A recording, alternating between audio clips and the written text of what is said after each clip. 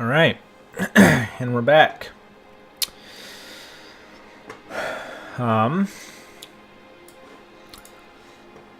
So where we left off,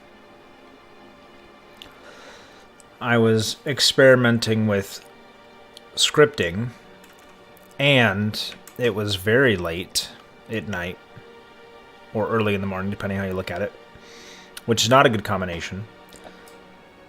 It's also very boring to try to watch stream, is me just mindlessly clicking through all the various nodes and actions and events and things. There's so much you can do, which is good and bad. It's good because the potential is there, but bad in that there's a big learning curve for learning everything about scripting. And again, I've just a little bit of experience with visual scripting.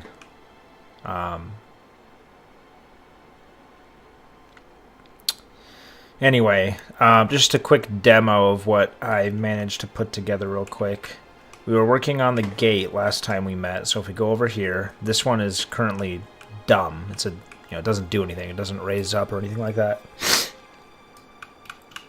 But I found something that, so if something's going to move, it has to be a dynamic object, which is fine, except dynamic objects can't be scaled. So I can't just use something from the map and scale it and then script it to move. If I do manipulate the size and then change it to be dynamic, it will revert back to its original size. So I can't do that. I have to find something that's natively the perfect size. Thankfully, both this fluorescent light, we're looking at the top of it, I guess, the back side of the fluorescent light, and then I reversed it, put one on the other side. Both these lights and the default size for these decals this is their normal size. And that looks great. I mean, doesn't that look good?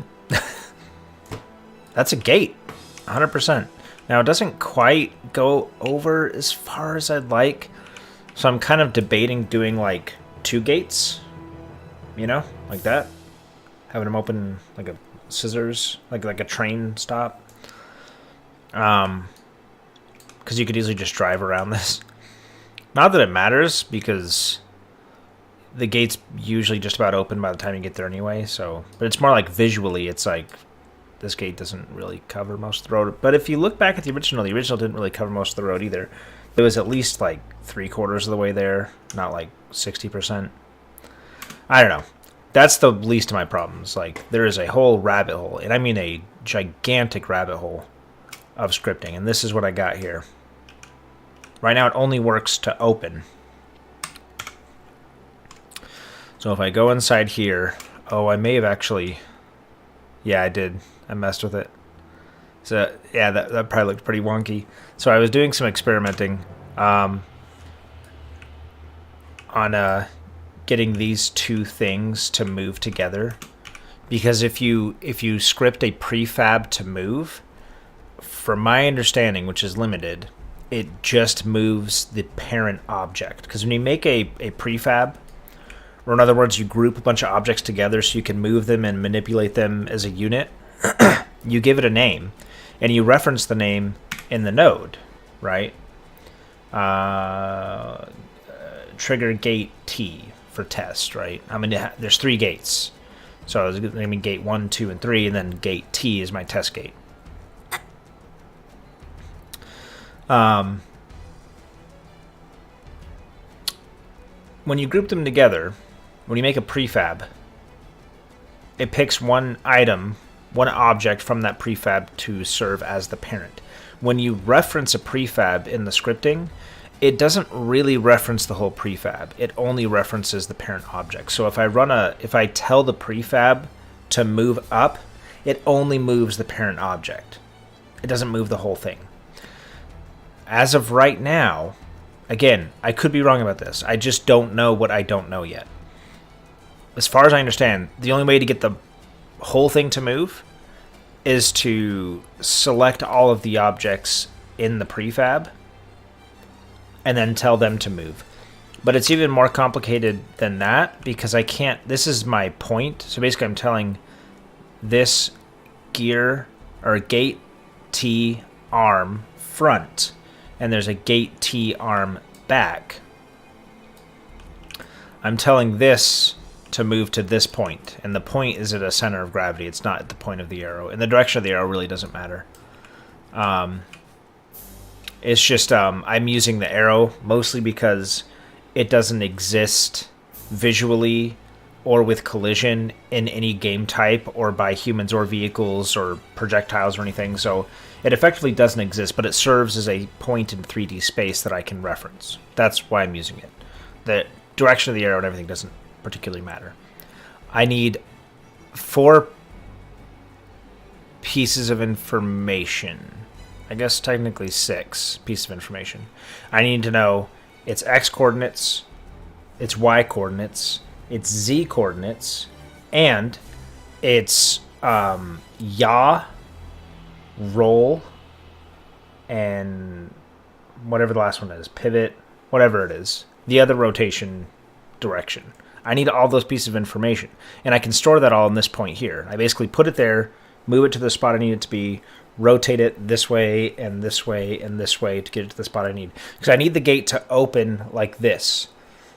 But if I have this facing the wrong direction, it's going to open, and then as it's opening, it's going to also like flip around, which obviously gates don't do. So that's what you're seeing with the other one. If I go back into player mode, I'm telling both of those things to go to the arrow. The problem is one of those gates is facing this way, and the other one's facing this way. So one of them goes up like that, perfectly fine. The other one goes and like flips all the way around 180 degrees as it's going up. So you have these two things that that's what's going on there.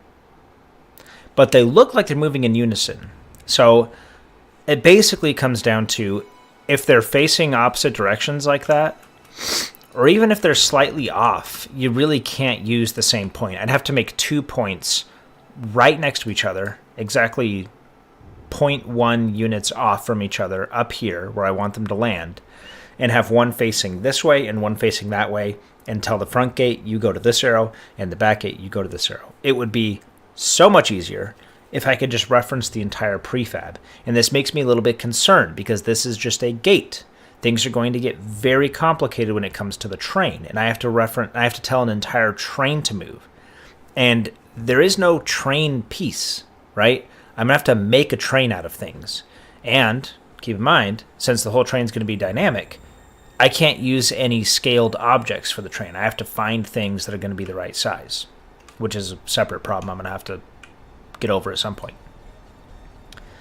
So, good and bad news. Good news, I wrote this script pretty much myself. I mean, I watched a lot of YouTube videos, but no one was doing exactly what I needed. Most of the videos I saw were just simple, like moving doors up and down, which that I could do. It's the rotating that's odd, because if I just have the gate rotate, I need to make sure this point here stays put, so it rotates like that. It doesn't do like one of these, you know. It has to open like a gate, and it's more complicated than you might think. And it's comprised of multiple components. There's a front and back, and there's going to be a decal on the front and back. So I'm going to need possibly up to 4 of these arrows, and 4 scripts for each gate. So I'll need 12 of these things. There's got to be a better way to do it. This is just the way that I've managed to figure it out for the time being. So one more look. Just watch the front gate this time. You can see I have the movement pretty much down. It does this weird like dip and then up. It's not the end of the world, but I would really prefer it if it just moved like this. So I need to figure out how do I modify the rotation point, like where it rotates from. So it's rotating like at the origin and not at the center of gravity. And I also need to figure out a more efficient way to move multiple pieces simultaneously. So this gate is actually really good practice, because figuring out those pieces of information is going to be really important when it comes time to do the train. So scripting still, on top of this, it's still a little bit buggy. some things don't work the way you would expect them to, or even the way they're supposed to. And the game crashes when I'm scripting sometimes. So, and there's a lot of options, but there's like some really obvious omissions as well. Or you could do things, but it's very complicated, and I can't help but feel there's an easier way to do it, and either I haven't figured it out yet, or they haven't put it in yet. So I'm hoping it's going to take me a long time to build the rest of the map. I am confident that my abilities to use the visual scripting tool and the actual tool's functionality will improve with time to the point where when I'm done with the geometry of the map and I'm ready to implement the train, I will have the skill to do it and the resources to do it. So, this is more proof of concept. It's like, okay, this does work. The way I have it programmed to do it is going to require a lot of redundancy that I don't feel it should. So, I'm in all likelihood just not doing something right. But, you know, what else is new, right? So, that's the update on scripting. But I don't want to, you know, I'm streaming. I don't want to bore you guys with me not knowing what I'm doing. The only other thing I'd added to the geometry of the map is this dirt patch here. This is supposed to be more brown. So I'm still settling on what exactly I want this to look like. To complicate things, I can only really do things now that I'm very sure about or are completely new, because I don't have my Steam Deck with me. My wife stole it. She took it. She's using it right now. She's been without it for several days, as I've been forging every single night when she goes to use it. So she got it first tonight. So I'm going to have to go off memory, or more than likely I'll just stick to things where I'm going off script. I'm not really sticking explicitly to the original map, so I wouldn't be using it as reference anyway. So what I do know is this is more of a brown-gray. All of the Halo 2 colors, the whole Halo 2 color palette is very muted, especially in like the Earth cities and human cityscapes, urban areas. It's all like grays and browns, which I want to keep to an extent, but still add some color to it. But yeah, this is still not quite the right color, so I'm gonna modify. I tried modifying the color. This dirt doesn't matter. It's not showing up. It's like on the sides or something, which you're not going to see. And for whatever reason, Region 2 doesn't have the same swatch options as Regions 1 and 3. Again, not that it matters. You're only seeing one of the 6 sides of this rectangle anyway. So it really doesn't matter. It's really just coarse dirt A that I need to modify. And I couldn't find a color in here that was what I needed. Even this brown, it's like orange. So I think I'll have to get. I think coarse dirt's not going to cut it. I think I'll have to. Oh, let me turn down the grass. The grass helped to give it more of a organic look. Coarse dirt A. I think that's what I had. Let's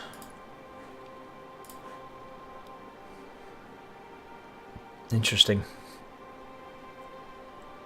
You can make some really psychedelic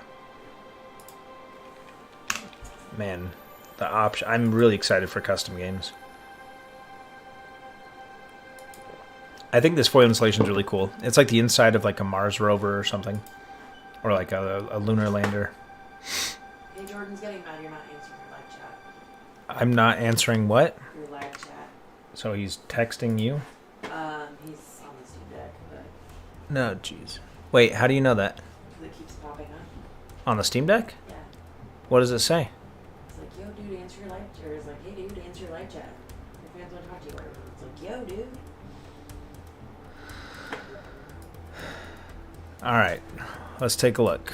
Sorry, jeez. Can you script a screen text in this one? If so, can you include killed by the Guardians text by being splattered by the train? What a fantastic idea, and I am so glad you asked that, because, kind of. You can print things to the screen in two ways. You can do an objective, and I'll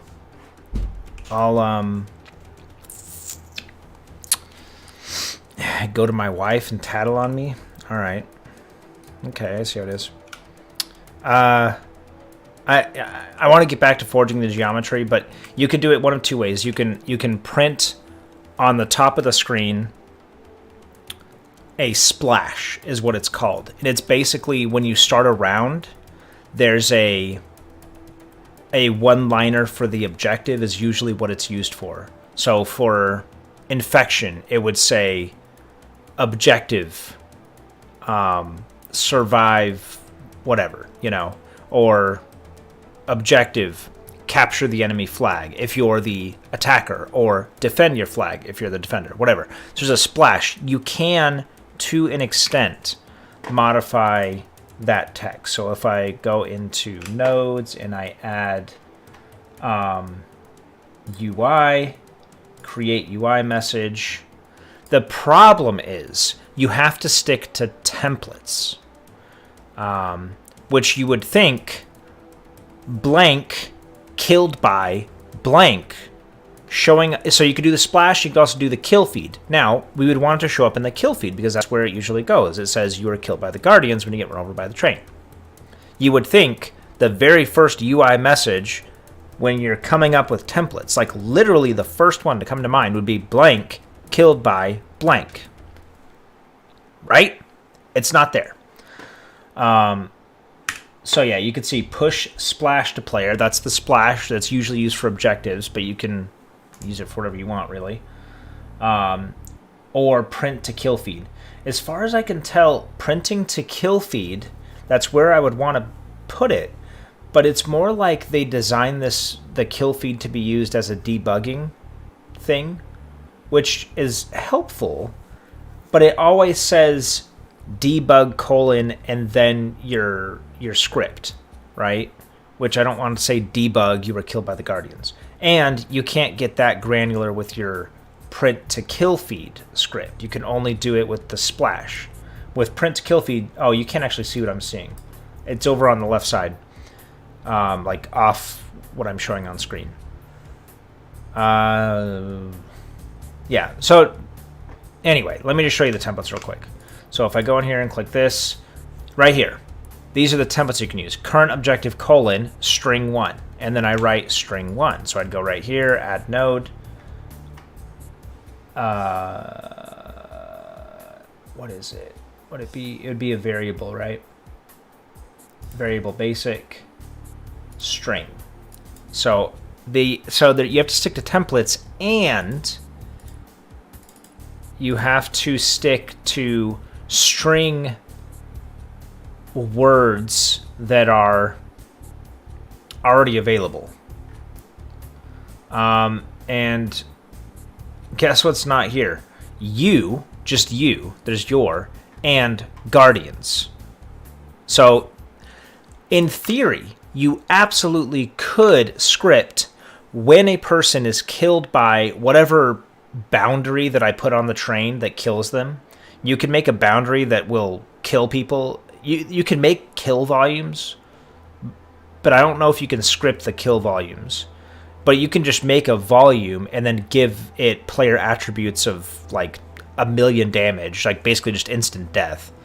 And then script that to move with the train. So I know I can do that, and I can script it so if someone dies in that boundary, or from the boundary, it can print something to their screen. So in theory, all of the pieces are there to do just that. The problem is, I don't have you, I don't have were killed by, and I don't have the Guardians. So again, when I'm talking about iterative updates coming to Forge, the best I could do right now is a splash message that says guard kill. because they have guard, they have kill, and I can just put, one of the templates is script 1, script 2 with nothing in between. But it's a splash message. I want it to be kill feed, and I want it to be you were killed by the Guardian. So, short answer is the pieces are there, but the actual words I need are not available. Hopefully that answers your question. Let's see. Can you script screen text as well?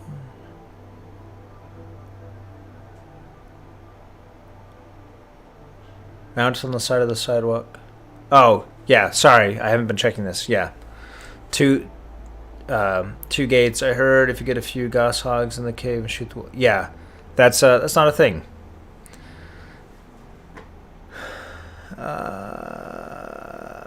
It looked winky. Yeah, just keep going in that cave on Blood Gorge. That was the map. You think the computer would be smart enough to make that connection? You can in any way group the objects prefab with lines and CAD software.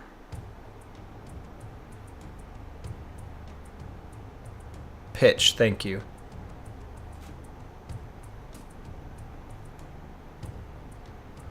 It's almost not worth continuing with the train if you can't change the nature of the object groups to behave in the script monolithically.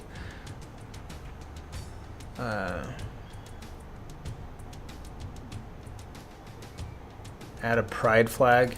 Nice.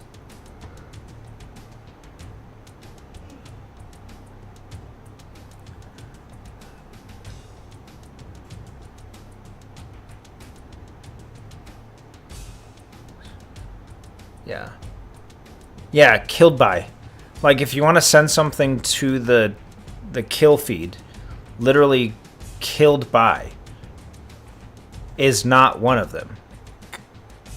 It is cool, so I don't want to sound picky, but it's like literally, if you asked me what would be the one template you would put in the kill feed, it'd be like literally killed by, like, right? Yeah. Should do a gamer Q&A. They can pull. They did do a couple like live sessions, which is where I learned about printing to the splash and the kill feed. I watched. There were like 4 of them, and they were 30 minutes piece or something. So I watched them all, and they did go over that a little bit.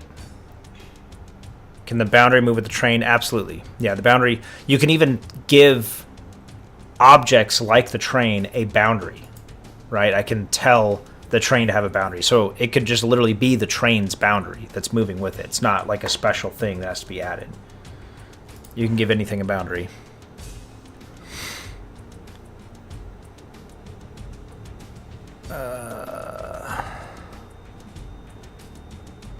Yeah, okay.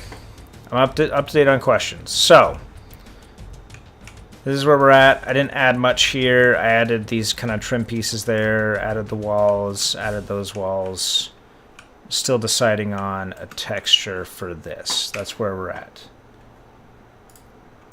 The only one I care about is region 3, because that's the only one that's going to show up. So I'm looking for something that's dirt and more like brownish. I have a lot of Mombasa wood on this map already, but a wood floor doesn't really make... Oh, mud. Oh, that's actually pretty good. Can we modify the color a bit? Just a bit. No. It's all like super dramatic changes. Honestly, that brown color is pretty good. Now, for the grime, we can add grass on here. The problem is, I guess it's fine. I have this rectangle stretched this way, so the pattern of the material of the region, the swatch, doesn't get stretched. It just continues building. It like repeats after a certain point, but it just keeps building. So like some of these right here, you see this? See how short this piece here is? And then you can see how evenly distributed these concrete segments are. If I go over here, this piece is much longer. But it's not stretched. It just keeps building the texture and repeats after a certain amount. Grime doesn't do that. the grime stretches. Now, if you're a player standing here, I don't think you'll notice. But when I'm up here looking down on it, you can see it's stretched. Now, how much grime do I want? Let me check the comments real quick.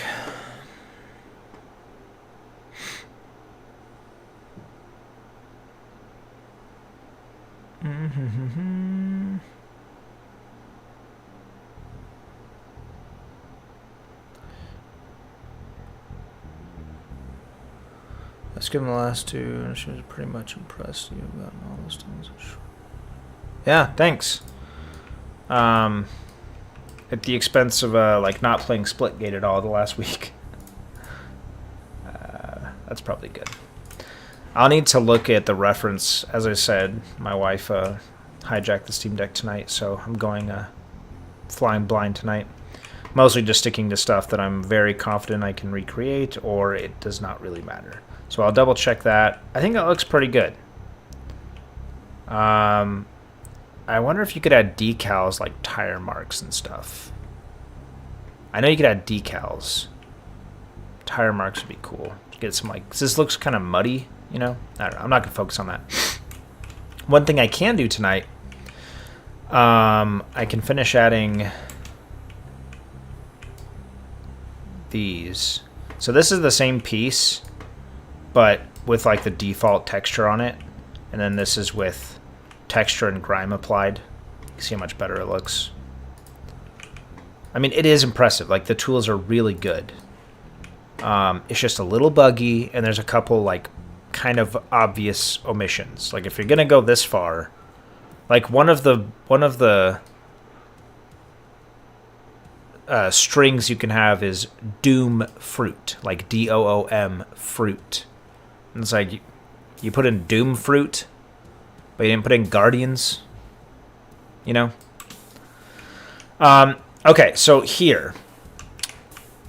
I mentioned this in a previous stream. This area, it doesn't look as big as I'm flying around in a monitor, just zipping around all fast. But when I'm on foot, it is bigger. It is bigger. And when you're down here, you don't have a good way to get anywhere quickly. Except grapple hook, of course, which is going to be so freaking fun on this map. Like, oh my gosh. I really hope you can, like, attach to the train. And just like Spider-Man jet ski the train with the grapple hook. Ugh. It's going to be so fun. Anyway, I'm getting sidetracked. I want to make a way to get up here without having to go clear over there. Or clear down to the end of the tracks down there. Or throughout all of this geometry and have to jump up on this side here. Like, that's just so far, you know? I'm going to make a doorway, so as far out as this thing goes right here, there's basically a block that sticks out there, and then it goes in right about here like that, and I'm going to put a doorway on either side, and they're going to go up and then go flat, do a 90-degree turn and go up and then meet, and there'll be a little room right here where I am, right here, in this space here, and then a little walkway, and I'm going to add like a crosswalk, you know, stripes right there, so it looks natural. When you think about it, this sidewalk in here doesn't really make a lot of sense. Like, where are those people coming from? You know, I think if there's a building across the road and a sidewalk, I think it makes actually more sense than the original. And again, we're going to be 12v12, not 8v8 now. So,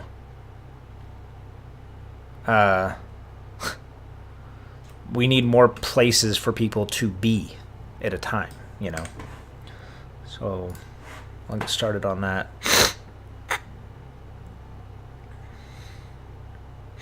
Let's see. How easy is it to learn? If you are familiar with Halo 5, it's much more like Halo 5 than Halo 5 was like every other Halo before it. Halo 5 was a huge change when it came to forging. This is just more of the same. Doomfruit. If you watch the 343 stream, Doomfruit is a custom game type that one of the developers made when he was a kid playing Halo 3, which makes me feel super old that I'm older than some of these developers now. And it was a game type he made. It was kind of a juggernaut thing.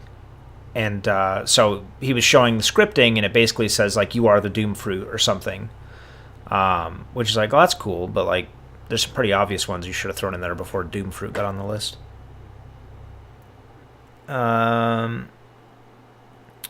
Gravity lift. Yeah, we could do gravity lift. The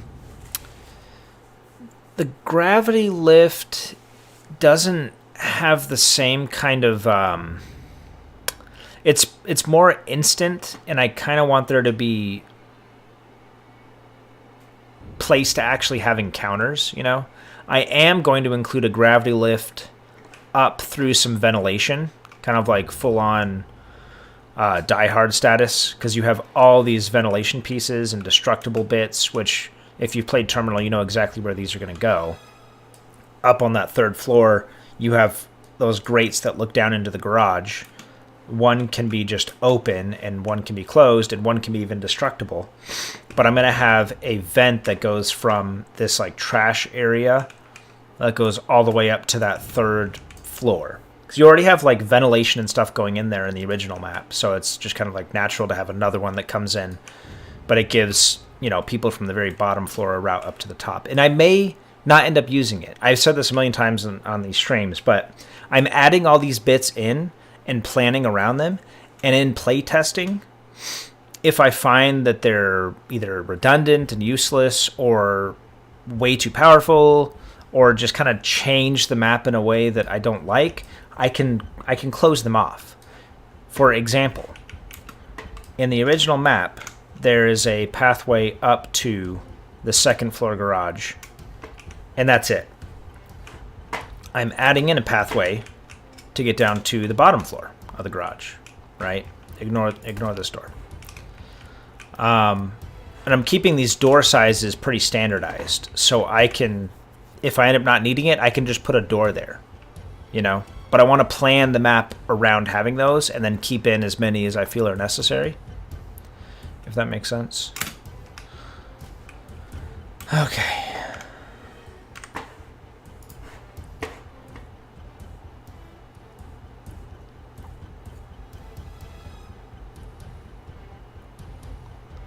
Yeah, the grappling hook with the train. I don't even know. That's what is legitimately fun about Halo Infinite Sandbox, is it's very physics based, like real physics. In as much that, like, when you do something kind of wonky and you're like, I wonder if this is gonna work, it usually does. Like, if you're imagining as a train whips by and you're quick enough with the grapple hook that you can snag it, and you're picturing yourself getting pulled by the train across the map, I'm willing to bet it would do it. I think it would, which would be freaking hilarious to see a train whip through the station and a Spartan, like, jet skiing behind it. Ugh. And if you had the flag, too. I mean, heck, if you got the flag... Although I don't think you can grapple and hold the flag at the same time, now that I think about it. Yeah, I don't think you can do that. But anyway, yeah. Halo Infinite Sandbox with a giant train going 270 miles an hour flying through the map every, like, 20 seconds. It's just a recipe for fun. I mentioned this before, but the train on this map is like... It's like butter for a recipe. Like, you can add it to literally anything, and it makes it better. And you can add more, and it makes it even better. You know, like, the train is just... It's great. I love the train. Terminal's not, like, the most serious competitive map out there, but it's probably one of the most fun. Alright, as much as boring as it is, I think I need to finish these bits. Yes, I do. Where's the origin on this one? Of course you're on that side. That's okay, no matter.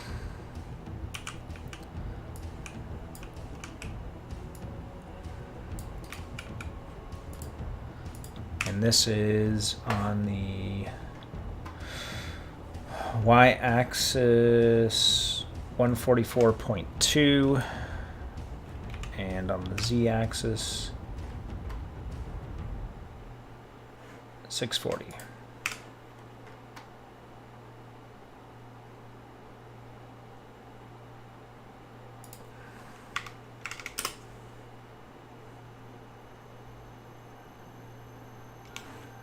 Was I not reading that right? I wasn't. Oh, yeah, because it's clear down there. Okay, yeah, so I just have to... Oh, you know what? I can magnet. Use magnets to get the exact position of it. Then demagnetize, and now I have its y coordinates. Negative 93.8. And I can move it over here without worrying about accidentally moving it on the y-axis. Still at 640. Now I just need to know how far forward to go, which this one should tell me. 905.4.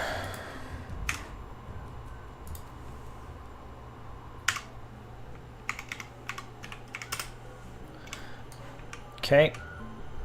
And these are each 14 units across, and I know it stops halfway through here. It's funny, looking really close at the original terminal map, the developers 100% used the road as like a ruler or like a guide for the rest of the map, because so many things on the map, the pillars, the walkways, everything line up with these creases. I divided the road up into these segments. Now you're probably wondering, why didn't you just, scale them? Well, because scaling it stretches everything on there, all of the geometry on the object. And it would be stretched further on long pieces and stretched less on short pieces. And I wouldn't be able to really, I don't know, divide up the map as easily. Because, like, look, I'm using them to mark locations where things start and stop. And that's how it was in the original map. So even if this is bigger, I know proportionately it's the same proportionate distance to certain landmarks. So I know this is accurate in the Y, X, and Z. Now I need to shorten it. 1414 is 28 plus 7, 35. That's how long it needs to be. And that should put me halfway through this piece. Then it does a little 90-degree turn, which I don't have a great way around. I kind of cheated here. And I put a block there for the light post, which I'm still trying to decide what to use for that. For corners that curve in, they can just collide, and that's fine. But curving out, I still have to figure out how I'm going to do that. Let's save. Okay. Take a look at the comments.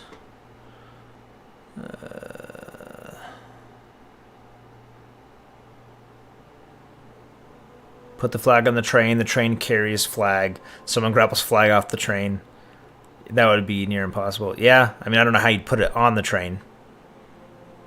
That'd be amazing, though. I think it would hit the ceiling, though, when it went through the station.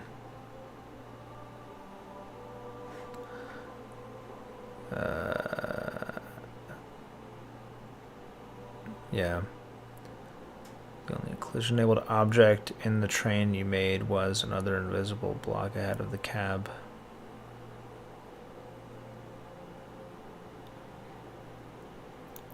Yeah, that's how I had to get it to work previously. But in this one, there's probably several ways to get it to work, the train. It's just my ability and Forge's stability, which are both kind of,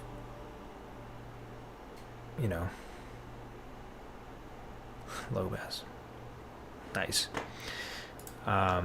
Still a work in progress, but I still got plenty of work to do on this map before I get to a point where I need to worry about the train.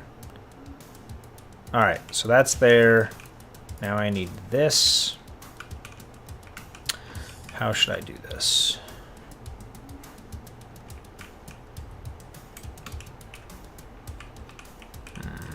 Yeah, just gonna duplicate and then rotate, but I need to rotate from the world. No, from the object. So now when I rotate it, it rotates. Yeah, like some of these controls are really wonky. 180. There. That should be like that. And then this goes over here, and I will use the same method to get the height, the Z and Y coordinates. And then I'll just have to figure out the X coordinates, which, since this road isn't turning yet, should still be the same as they are up top. But there's like a million little things this is trying to connect to. It's interesting with the magnets, because it's where you have your cursor pointed is where it tries to like bond, which I guess makes sense, but it's hard to like move it. Yeah. Yeah. They're lined up. Okay, so I have my Z and Y, and now I can move this over, and it is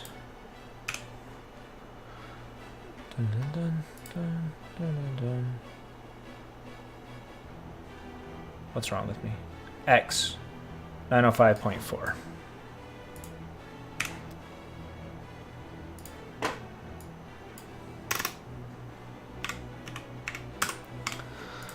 Nice. So that should be pretty close. Yeah, you got a little bit of overlap there, but you got the same thing there, and none of you noticed, so.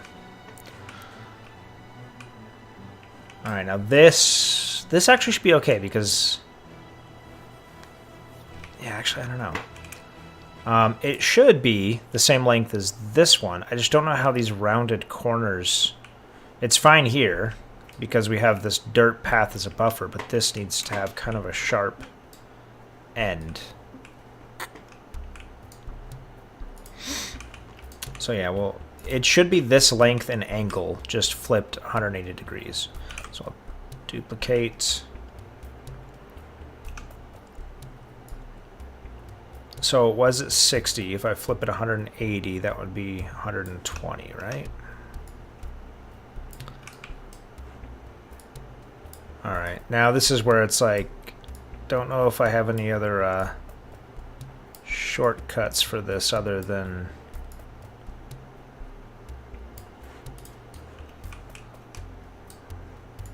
you know, just lining it up little by little until it looks right.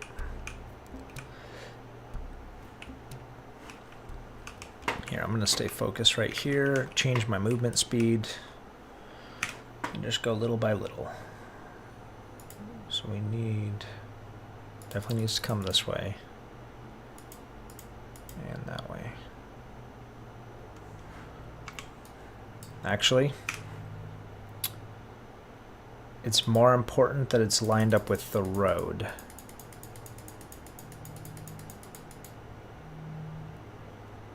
I can get the vertical though, so Z on this one is 616.9. 616. Oh, that helps a lot. Okay, much better. That's actually pretty close. And how's it looking over here? I just need a little one here. This will help me. Duplicate. Turn on magnets. There's like a halfway mark here. No? Okay. Oops.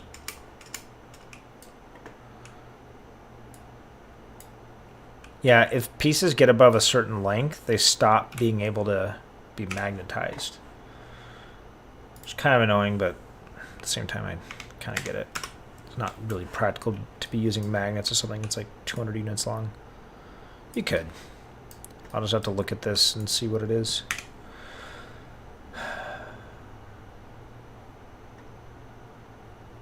Oh, size. I'm dumb. Okay. 616.9. Same as the other, of course. 616.9. And then the X is 859. Now I just have to figure out... actually, this should be fairly easy to figure out because these are 4 units wide. And so it's going to make an exact square here, 4 by 4. So if I move it over here, I should be able to... Although I don't know if this is lined up correctly. You know what?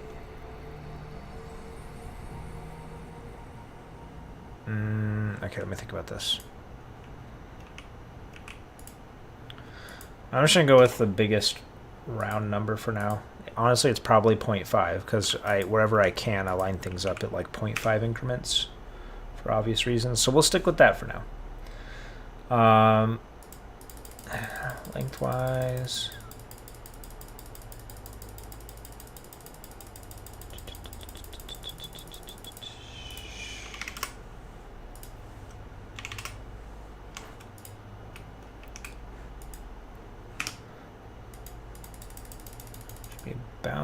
About 10.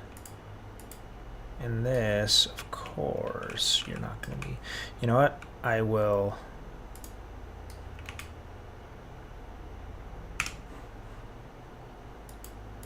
Looks actually more like... You know what? Let's go to 9.5. Will these magnetize? No.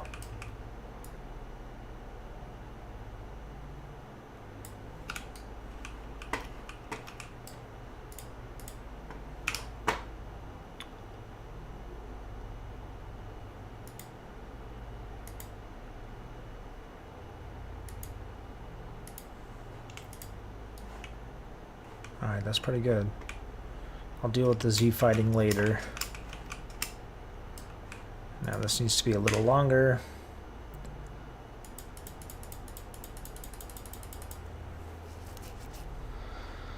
This would be nice to have the Steam Deck. I could see if there's some kind of light lamppost or something here. I mean, I could bring it all the way. That would ensure there's coverage all the way to there.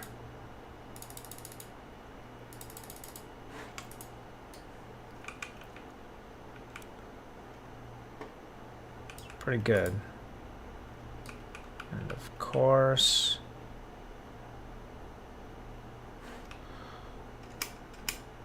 do the magnets work on this one? They do. So I think if I get that lined up right,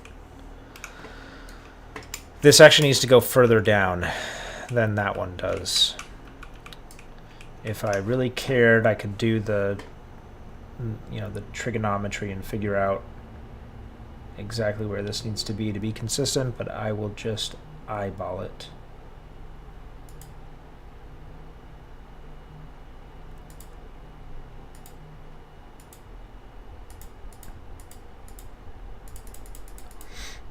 Let's go.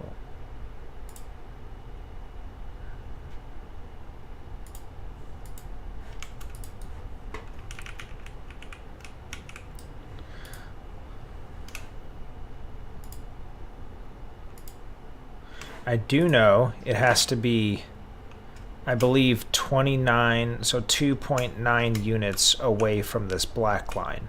So that will at least tell me if I'm in the right neighborhood. So let's go 29 in. So it's going to be 1, 2, 3, 4, 5, 6, 7, 8, 9, 10, 11, 12, 28. So that means it actually needs to go down just a touch.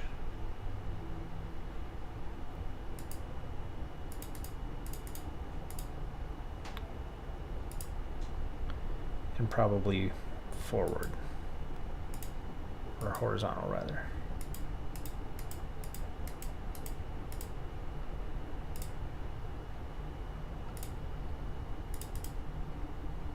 There. You know, I mean, I think that looks pretty darn good.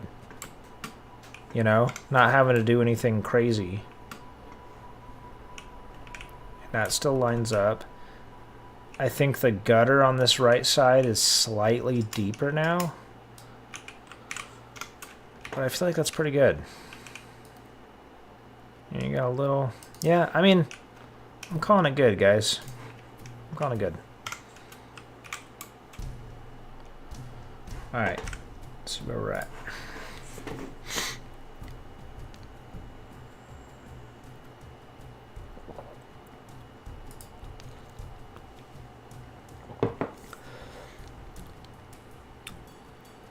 If the pieces are collision enabled, how would the train go through the S-bend? Okay, so I did do a little bit of train testing. They do need to be phased. That's what I do know. Fixed will cause them to freak the F out. Same with normal. Although normal, see, here's my test train. You can see exactly what's going to happen here. And that's a kill ball. They have an invisible kill ball now as well, so that helps. But it's like kind of redundant because you can make kill boundaries, or I could even make a boundary on the train that kills people. And then this is how I was. This is something that's like roughly train sized that I don't need to modify the physics of, or the size of. I removed the script brain that was controlling it, but this was flying across. When this was normal physics, it gets pulled that way, but it drops to the ground, so it's almost like there's a giant yanking on a rope, and the car just comes like tumbling across the road in the most like unnatural looking way. It's pretty funny. Yeah, so I tried to integrate this like S-bend, where it goes and it changes the angle by a couple degrees and keeps going.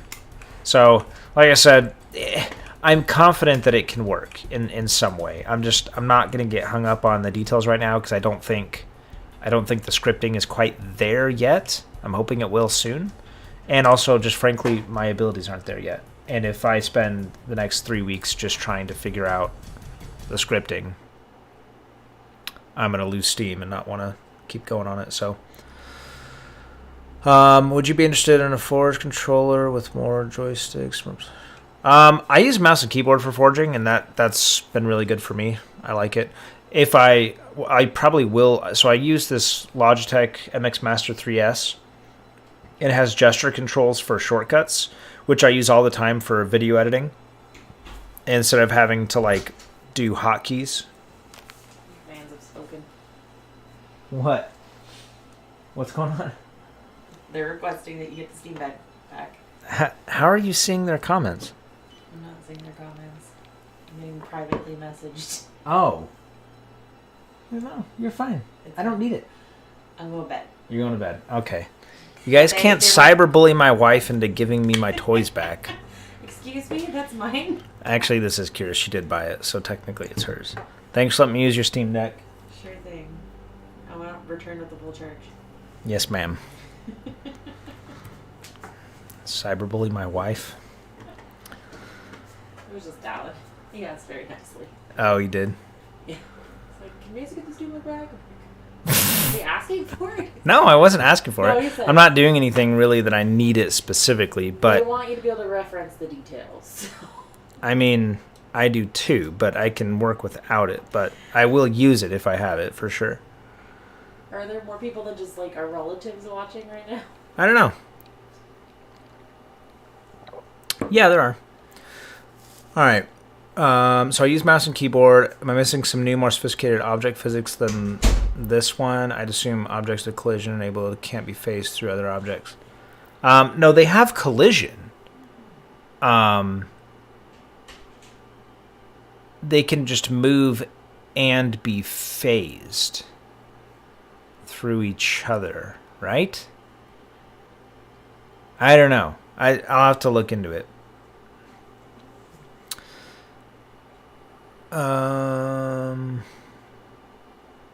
Map idea. Create a map with the game mode Assault, but with so many trains it becomes Frogger. Some people have, if you look up YouTube videos, some people have already made a Frogger map. One that I've seen that's super cool that really like gives you just a peek into the possibilities with having so much accessible in those nodes is if you've ever played the second Titanfall game, there's a level called Effect and Cause, and it's effectively a time travel level, but you basically just jump between 2 points in time. One is like the present and one is in the, or actually, yeah, one's in the present and one's like in the past, a few months. Sorry, I'm loading up the game right now on the Steam Deck. Like I said, in a future stream, I'll get my Steam Deck image up here on the screen so you guys can see what I'm looking at there. But anyway, someone made it where it's a piece of equipment that you activate and it sends you to a different dimension. So if you're getting into an encounter with an enemy, and you feel like you're losing, and you have, because it takes like a full second to activate, so it can't be like right before you die. But if you can like kind of get cover for a moment, you can activate it and go to a different dimension where the geometry is all the same, but the aesthetic is entirely different. And then when you travel there are other people in that dimension, and people are just blipping in and out. And you can like be running at someone, zap to a different dimension, run through them where they would be, turn around, zap back to the first dimension, and then shoot them from behind. Like you're just kind of blipping in and out of a dimension, you know. It's super cool. I feel like if you could do that, you can get a moving train to work, right?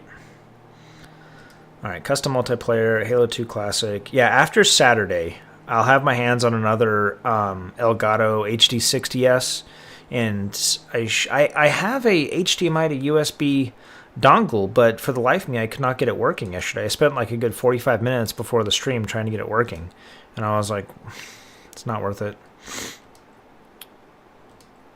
But yeah, having the Steam Deck, man, is like invaluable for this. I know there's more comments. Give me a sec.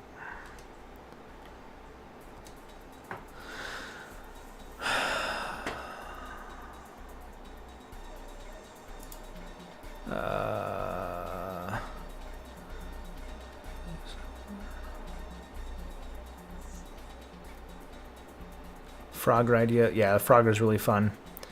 You could do a maze style map. Yeah, there's so many things you could do. Yeah. That test train looked like the Forge equivalent of Remake engineering. Or it's just a tad. Yeah, it is. Yep, I have the Steam Deck.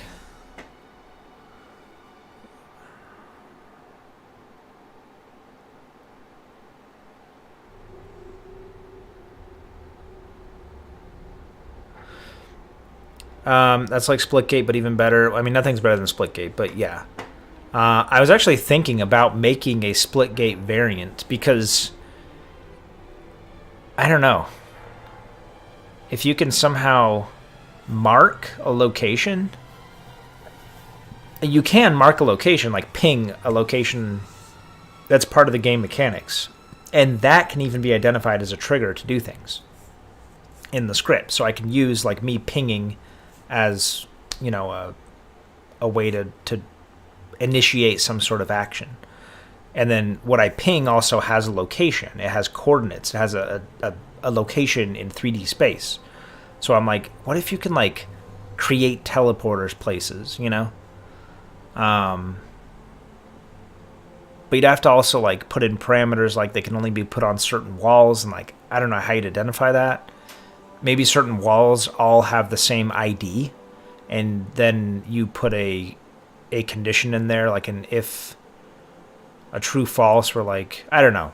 I started thinking about it, and I'm like, no, one thing at a time, you know. And honestly, if I wanted, I could just go play Splitgate, which is Halo with teleporters, with portals. So, okay, I have the Steam Deck. I'm walking, driving the Warthog. Yeah, it's immediately apparent that this map is bigger.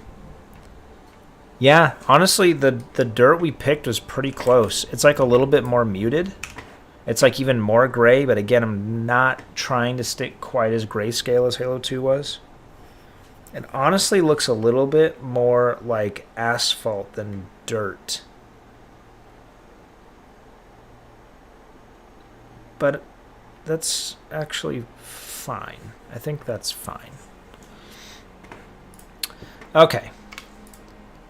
Well, since I have the Steam Deck, I will do things that require the Steam Deck, which include... Oh, hey, guess what? There is a light post right here. I'm telling you, man, so many places they, like, put things intentionally to, like, simplify or line things up. Like, I'm discovering a lot about this map. Yeah. as I'm looking super closely at it, like with a fine-tooth comb. All right. Almost got by the train. I think I'm gonna build this cover right here. So yeah, this ends there.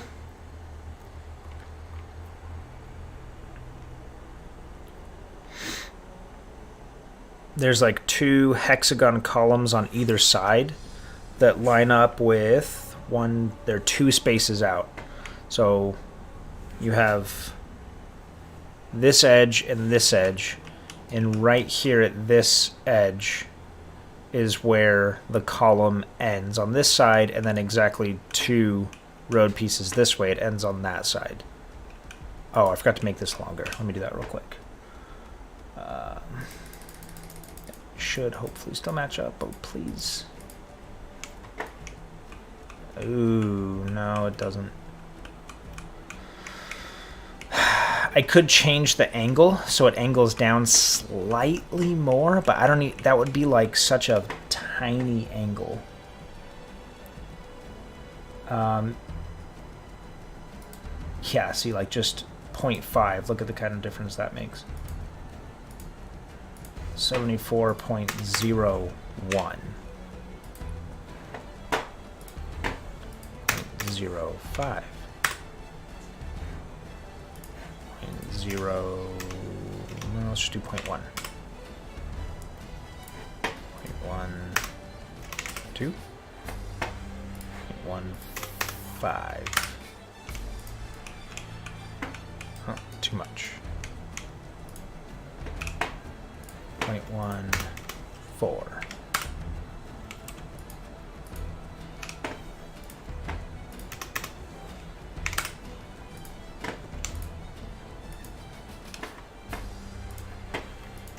It's going to 0.15. Interesting. Oh, it's rounding for me automatically. I think that's what it's doing now. It's just going to say 0.1. No, it says 0.12. Interesting.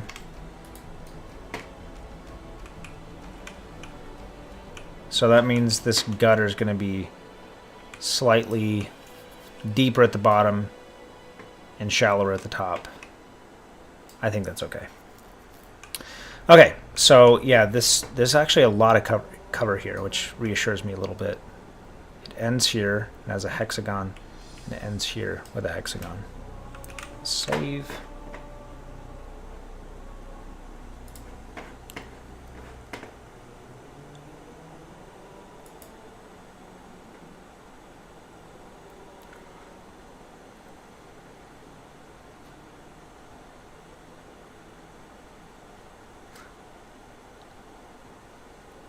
Will you ever recreate Nintendo levels? People have already recreated Peach's Castle from Mario 64.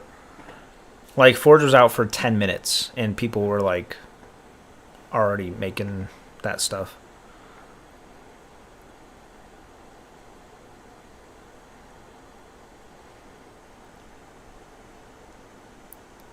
Yeah, the castle courtyard, like, literally that's what they remade, is, like, the castle from the outside. And it seriously looks like it. Minecraft too. Minecraft's a really popular one, and then you can set the blocks to like normal physics.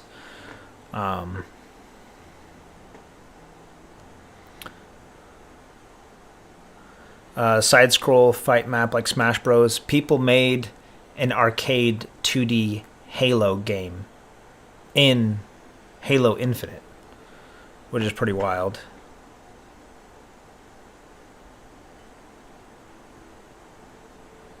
Night, Joe. Alright, so I'm going to focus for just a minute here.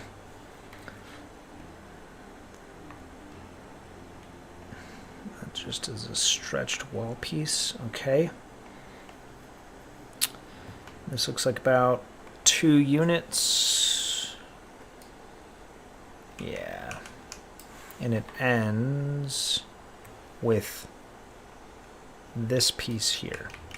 Okay, so honestly, I can use that. I'm just going to do a new one. Do a design set, walls,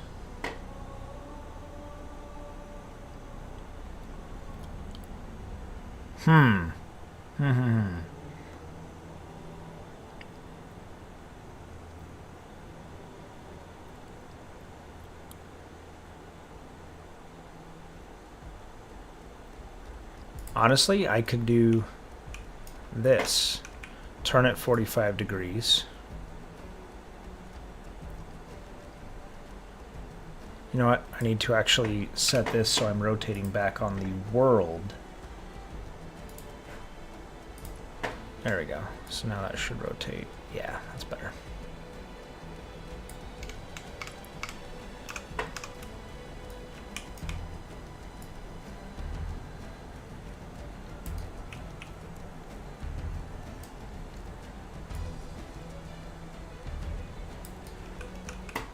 And then it lines up right with the edge of this.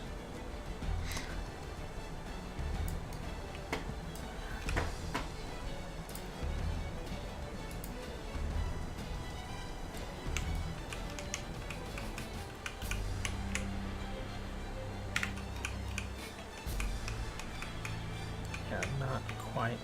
Although I think this needs to be a little thicker.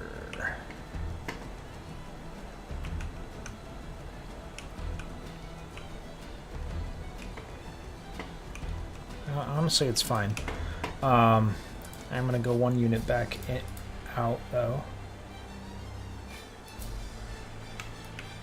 2610. Yeah, this needs to be wider. So in the Y direction. Oh, this is going to be a pain working with an object that's supposed to be diagonal. I'm not going to do that. I'm going to save myself a headache, and there's so many other pieces I can use.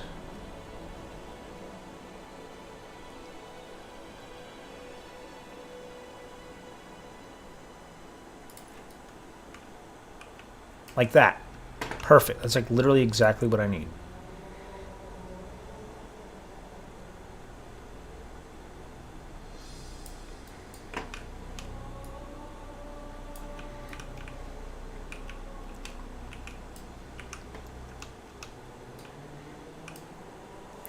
I mean, it's not quite the same.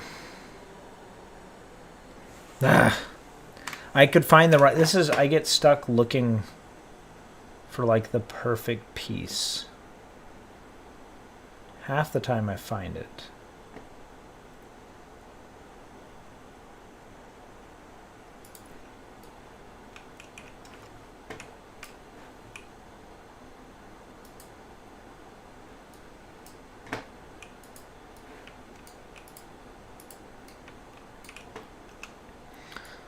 Alright.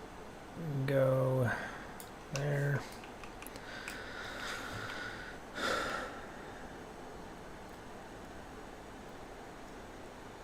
It looks like about a tile and a half, which would be... I need to open up my little Halo Excel cheat sheet.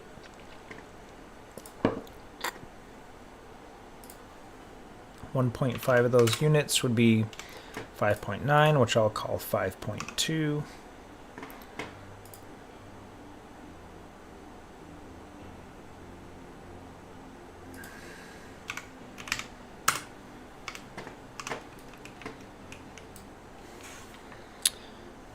Yeah, and this ends exactly here. I don't think this is visible anywhere else. Yeah.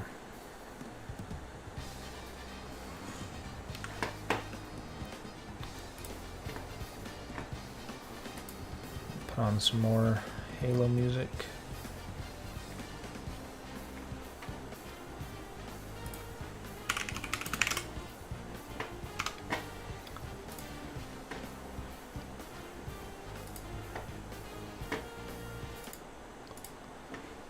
All right.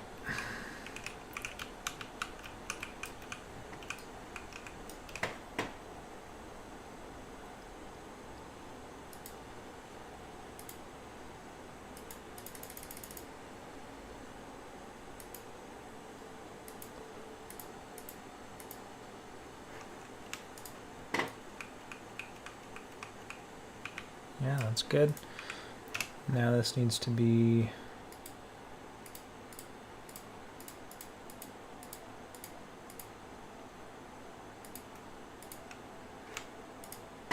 good there, and it needs to go to the right more.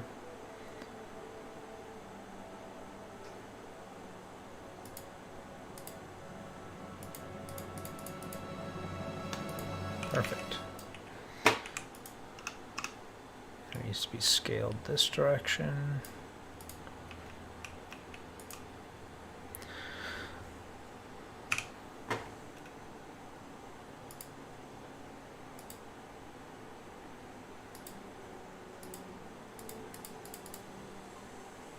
Now, actually, I know what this should be. This should be 28 because it's 14 and 14. Telling you, man, using these road segments saved me a lot of time.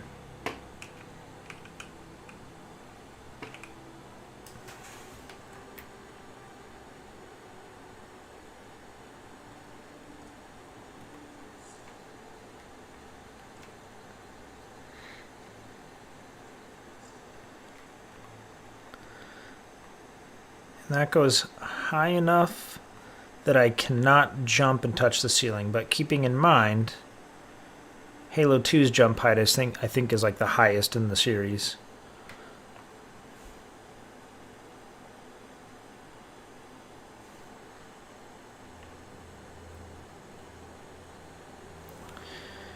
And this hexagon piece that goes here needs to be pretty much half of one road piece.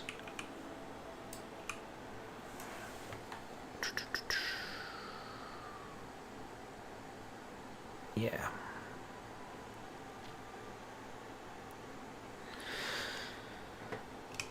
All right, so they have primitives, hexagon, trapezoids. What's weird is the stylized UNSC and Forerunner cannot be squished past a certain amount, but the primitives can. The primitives you can make like literally 0.1 wide and then like 500 long if you wanted.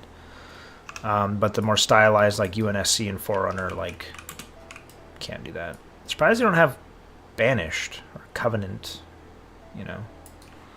I do know the width for this. That has to be half of one of the road units, which is 14, so 7. Magnets, yes, that's a lot of magnets. Perfect. Magnets off. I'm just going to connect it at the bottom. There we go.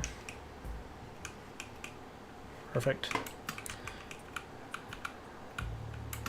Although I think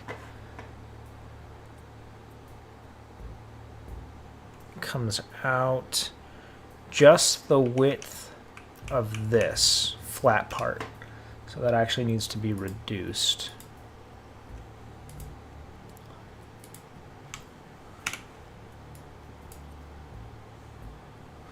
A little bit more, 1.5. That's good. Yeah, it should basically perfectly line up with the top of the flat part. Okay, now it is going by the origin of the bottom, so I can easily just increase the height. How tall was this? Was it 30? No. 20? There we go. Take a look at the comments.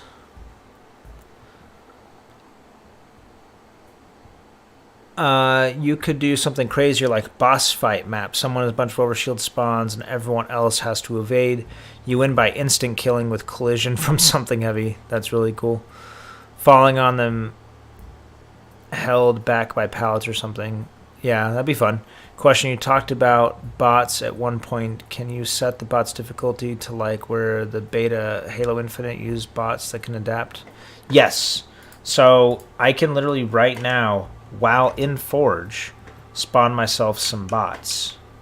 And I can set their difficulty using a... I haven't done it yet, but I know you can. You know what? It'd be a good thing for me to practice. Let me just do it right now. Yes. This... Scripts.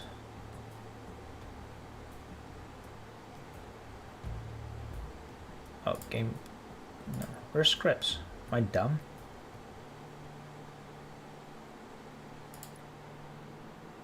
Scripting. There it is. Script ring. Then I hold this, go into the node, then add event. I think it's like player event. Events players. On player mark. And then I'll add another node for bots. Add bot. I can modify the difficulty. So I could do Spartan. Team. I'll just any team that's not me, I guess. Taggers.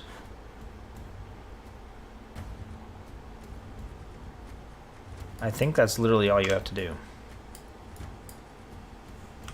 Alright, and I'll leave the node, save, and then when I go in to here, I should be able to mark and spawn a bot.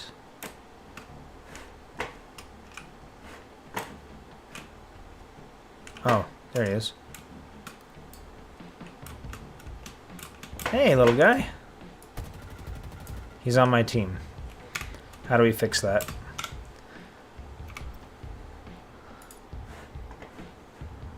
Defenders. And save. How freaking easy is testing going to be when I can just spawn in a bunch of bots and see what the heck they get up? Watching bots be absolutely obliterated by the train, because I doubt they have the wherewithal to like try to not go on the tracks, you know? That's going to be just insanely fun. Okay.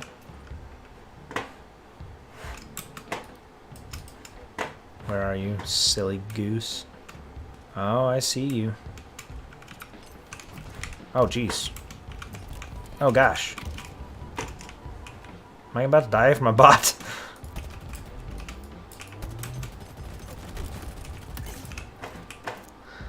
But watch, I can just like... yeah, all the bots. Oh, gosh!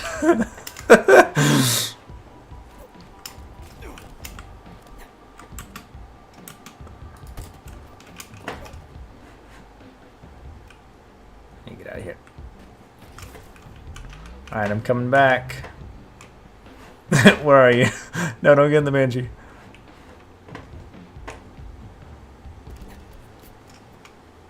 Where did they go? Oh, they're all in here? They get stuck. Oh, gosh. Oh, my gosh, that's amazing. Oh, gosh, that's so funny.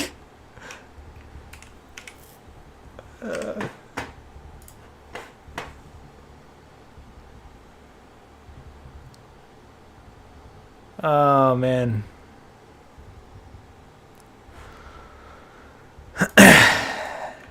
So, another thing about bots is you're probably wondering, how do the bots know where to go and what to do? Some of it's built in, and some of it you have to tell them. So, for example, if there is some kind of hazard on a map, like let's just say, I don't know, a train that comes barreling through the map, you can, if you wanted to, create what's called a nav mesh or a navigation mesh that tells the bots where it's safe to go.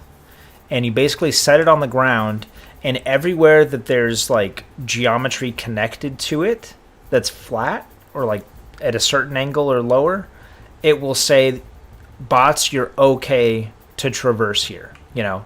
And then you can basically cut out certain areas and say, no, don't go here. Or, for example, it's maybe on some maps, this pit right here is actually a death pit. Like, it's not that far, but it's a death pit. And so the nav mesh would tell them it's okay to run down here, but you say, no, don't jump down there. So you can exclude that area down there, and then they should mostly not do that.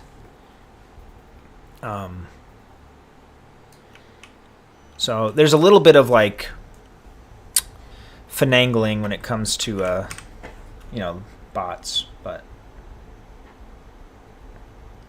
Oh man, that was hilarious.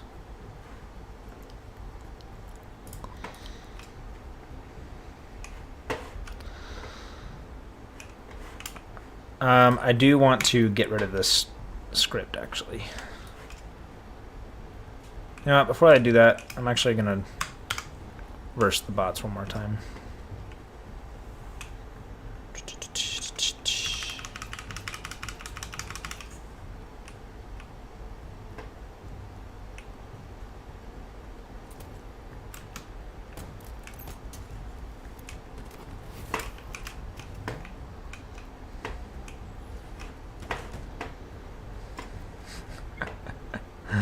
Oh man, this is gonna be wicked.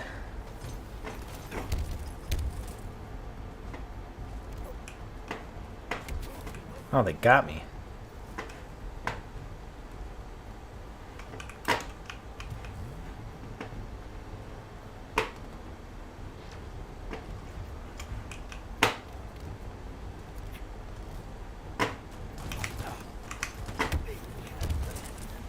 They killed each other. Oh man, that's hilarious.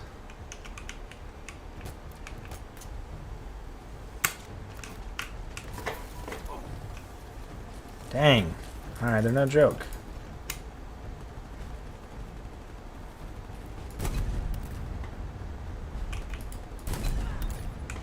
Alright, bots.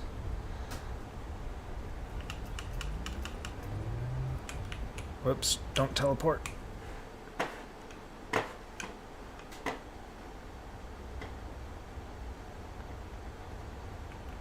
Hello.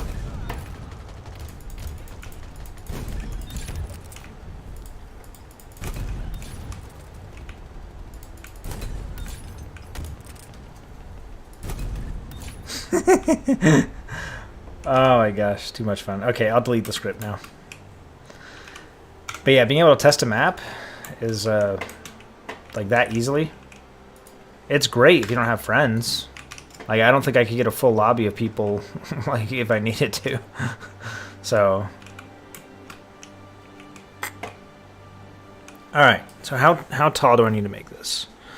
Tall enough that I cannot jump and hit the ceiling. This is where I'm talking about, like, not everything. Oh, you know what? It probably is the same exact height. No, it's not. It's slightly taller. However, this doorway here is the same height as that.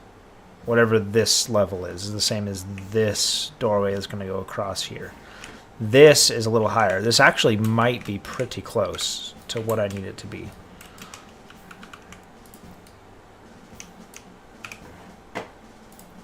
Vertical.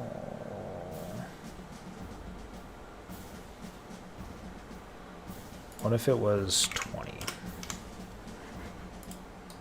Is that too short? I think that's good.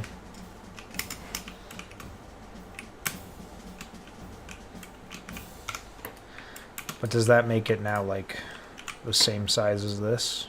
I want to have there be some distinction.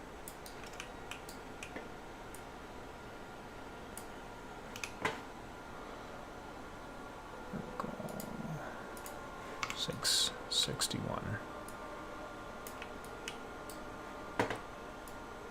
Oh, that's actually taller? No, it's the exact same height. Of course it is.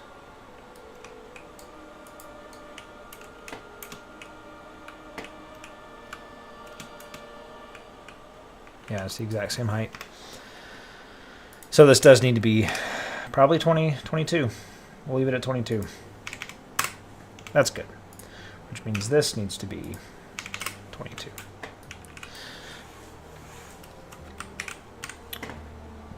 Check for comments.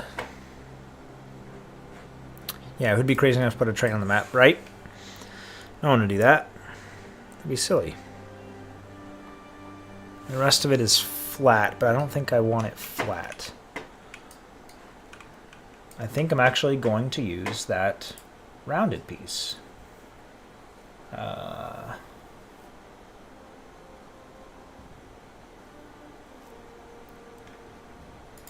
Halo design set. Walls. this one. Wall, cube, corner, angled.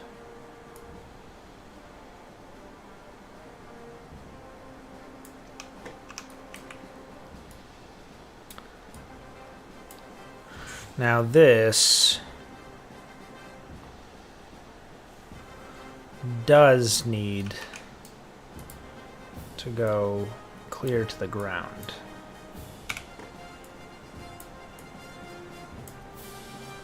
Which I've arbitrarily made 40 units down from basically here. So that means I'm gonna move it down by now. How far down is that? Vertical 601.5, so that means this needs to be 601.5. And that means I need to add 40.5 to this, so that would be 62.5, and that should line up 61.5? Yes.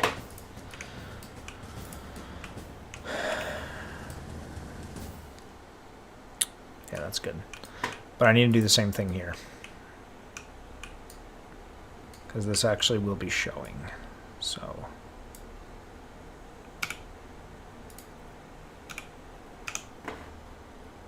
size Z 61.5. Boom. You see how the cubes don't get stretched? It just repeats. Now I'll be able to change that. The cubes aren't permanent. Like you see cubes on some of the Halo design set pieces here, but it's just because this is the block out phase, right? Not super worried about textures just yet. The only time I care about doing textures now is when I need to repeat it in a bunch of places, like the road, for example. I kind of want to settle on a texture before I go duplicating it across the whole map and then have to go do it manually. There is a tile floor on the ground here, which is really helpful. And this comes out, yeah, to here.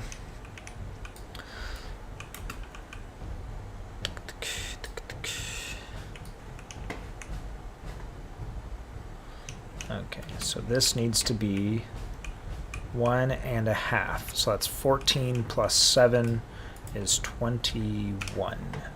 So this needs to be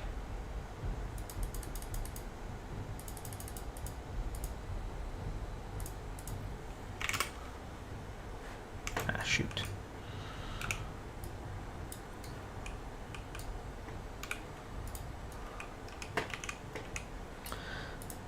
Okay. That's there. That's good.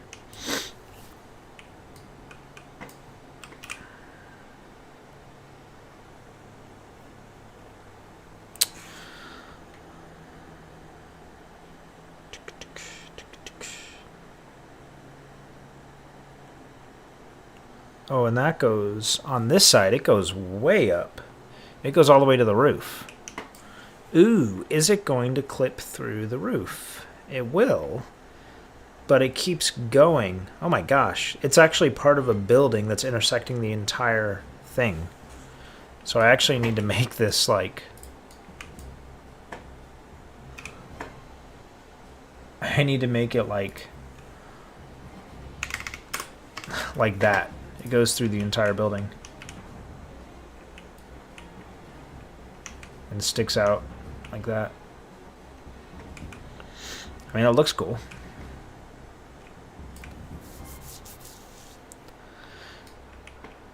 I think I will stop it right in here and create something of a seam.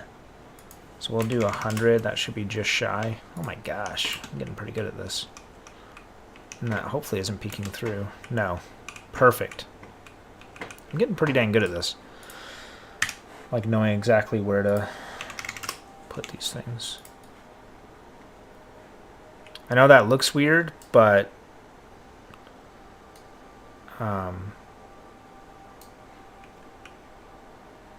you have to keep in mind that it's going to be covered by the building. These beams only go in to here and then stick out the other side.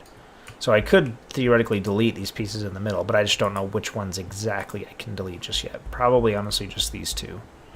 I think this one's probably going to end up poking through. No, I could probably comfortably delete that one too. Every little bit helps in staying under like the limitations, but the budget's really big now, which is nice. This would be what, 62.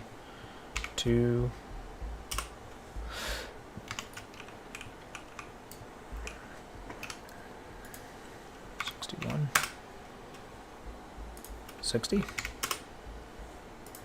60.5. Yes. Nice.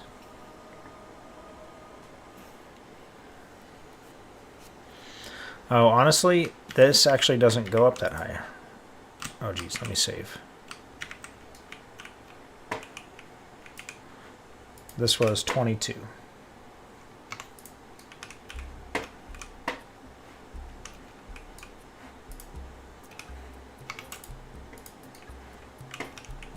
And then a doorway comes over the top.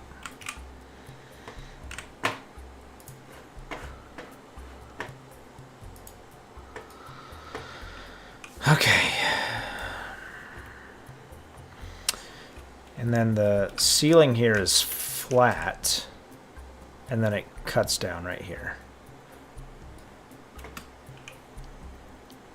And that can be achieved with just a giant block piece.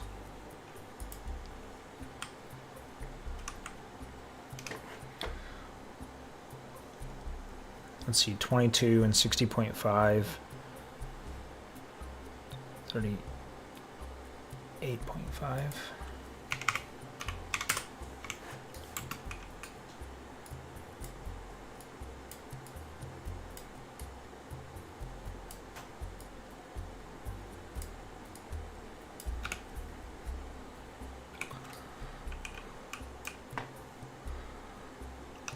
Here, I'll actually flip this around. And then I can magnetize to this side. It's interesting, once it gets close, you'll see the magnet get bigger, and then all you have to do is kind of tap. You don't even have to like drag it, you just click it, and it magnetizes. Oh, but that's going to be annoying, having to get the width on this.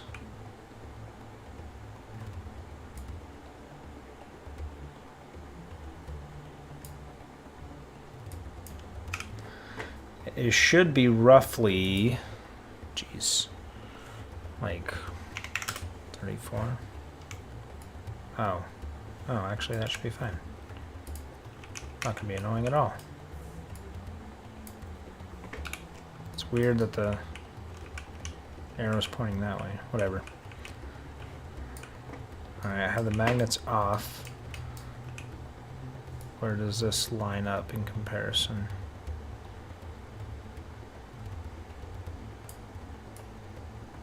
Yeah, it doesn't quite go over far enough. Try 36. Yeah, that's good. Doesn't line up with that, but the wall, that wall is like overextended anyway.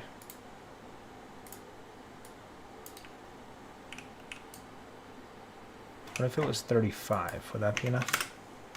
Yeah, 35 is enough. Gets us right there. Turn magnets back on, snap it into place, double check our coordinates are all landing on whole numbers, or like whole tenths of numbers. Save, check the comments, cool. Now we need to get this width, so it's 1, 2, 3, 4, 5, 6 times 14. Alexa, what's 6 times 14? 6 times 14 is 84. 84. Boom. We have our tunnel. Look at that. And there's a little Lithuani station thing there. Hanging down, little sign. Lithuani station. Sorry. I apologize.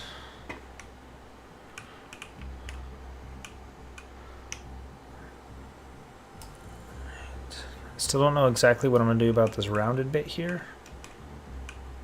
Like it kind of rounds into the corner.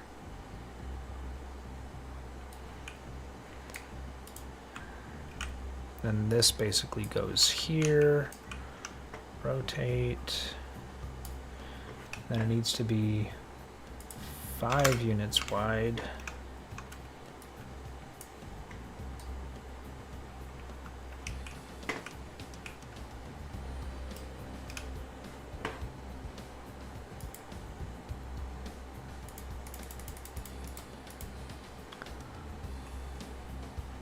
Someone made a comment about them being PC about like what strings we're allowed to put in there. That might be part of it, but in the stream they were talking about how what was I gonna say?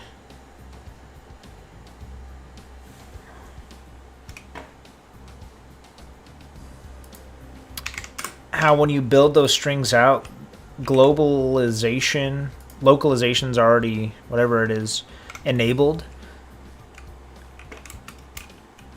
Oh, I'm inside the block. Haha, whoops. I'm like, what the heck? So basically it means it will translate for you. Like if you said, you know, this person is now, or you are now the Juggernaut or whatever. You built that out in English or whatever language you speak, it will automatically translate for you. Now, I think that's really only achievable and scalable if you have a set list of commands and strings, and they're very basic. So I think that's also part of it, why they limited what we can put in there.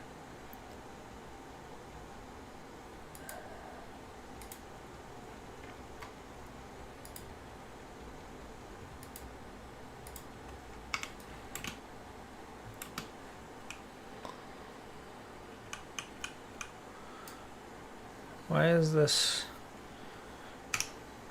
being weird? Probably because that's not a whole number, right?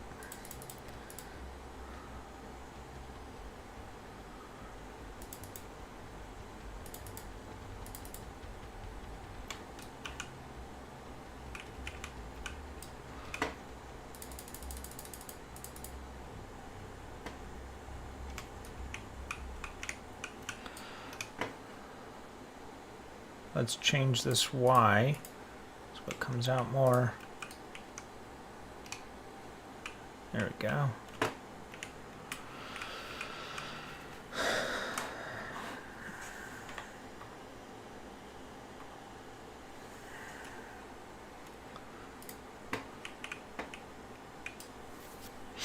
I actually think this needs to go up a little bit more. Vertical, we'll go one more unit up, which means we need to bring the top down by 1 unit. 38.5 now needs to be 37.5. My goal is to get these all to line up on a flat plane up here, and then just use one big piece of geometry to stick through. But we'll see.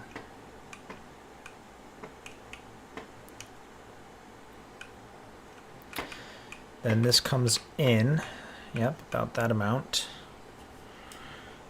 And it has these on either side.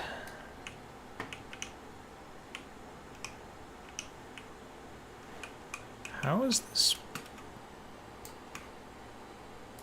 Oh, this isn't rotated right. That's why it's giving me such a hard time. It's 95 degrees. It needs to be 90. Okay. It was probably fine the way it was, but it wasn't rotated correctly, so I'm dumb. All right.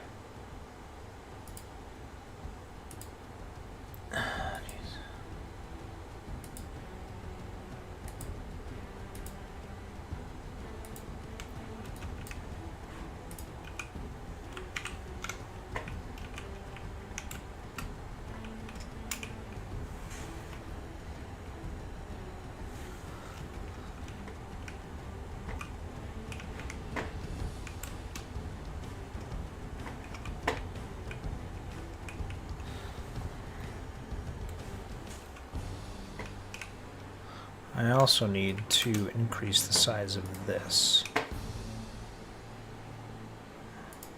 to 23. Boom. Cool. I'm liking that a lot.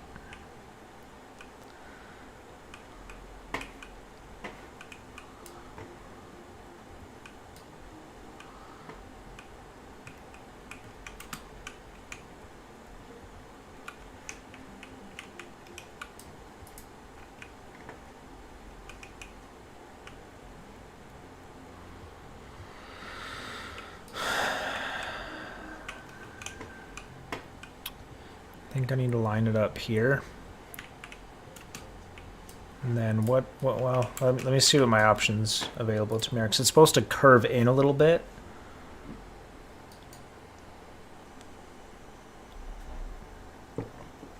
Oh. I could do this.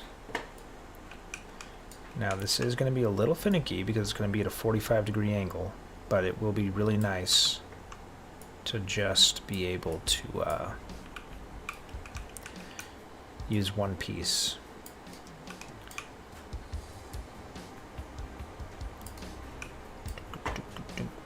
The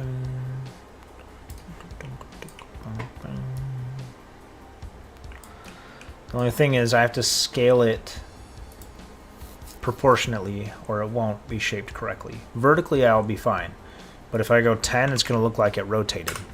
See, it's rotating away from me because I'm scaling it at like a 45-degree angle from its natural like origin point. Let's do 14 and 14.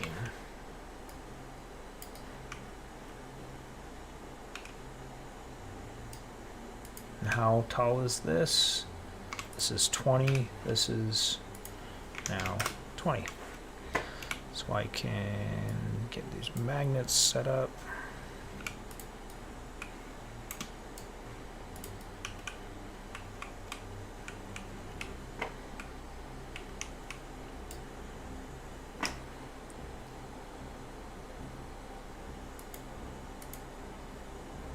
Oh, this is 5.2, right? Yeah, that's why. This one little pillar is giving me such a hard time. Okay. I think we're good now. Holy cow. Alright, now this needs to be magnetized here. Oh, that looks good. It looks like it matches up pretty good. It kind of comes out a little more, so I need to shallow this. Make this a little more shallow. But I need to do it by an even increment in order to get it to line up correctly. So now it goes y positive by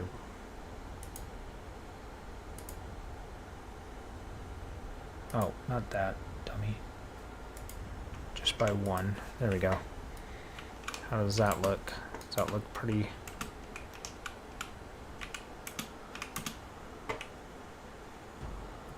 I mean, honestly, no, let's not. This is good. This is good.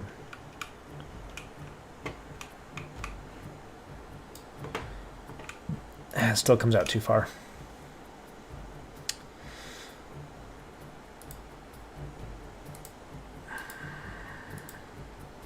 That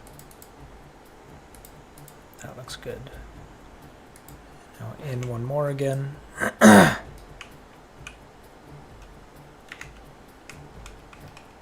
That looks good.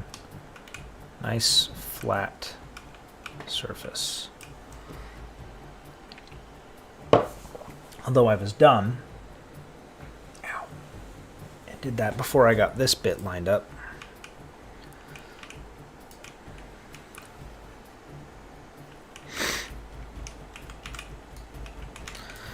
Honestly, before I do that, I need to make sure that this is even correct. It is the full width of this to where this starts, and then from here it goes in by 1, 2, 3, 4, 5, 6, 7, 8 units in, which is, save, go to my Excel file, It goes 8 units in, which is 27.67, which I will call 27.7. And if this is 5.2, then that means this needs to be 22.5. And it's 21. No, it's only 16. So this needs to go out to 22.5, really. That's going to make this much bigger. Which I'm actually okay with, because this could definitely use some more cover over here.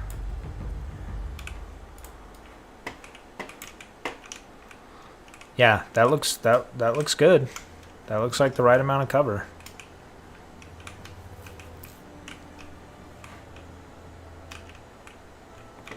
It just seems like this is coming out a lot more.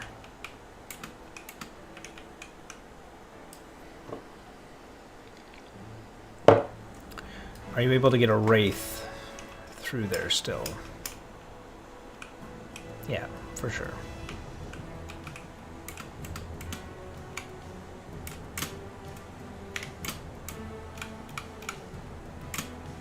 Yeah.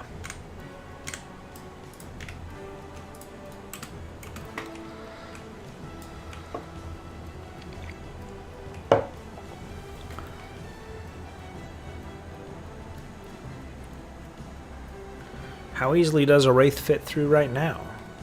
Let's find out. Just drive on over there. Yeah, after Saturday, when I'm streaming beyond Saturday, you should be able to see what I'm seeing on my Steam Deck.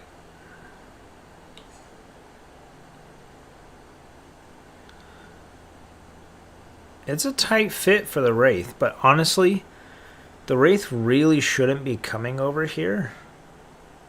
So I'm fine if it's not super usable, because it's really not supposed to be used over here. But this is still plenty wide for a Wraith.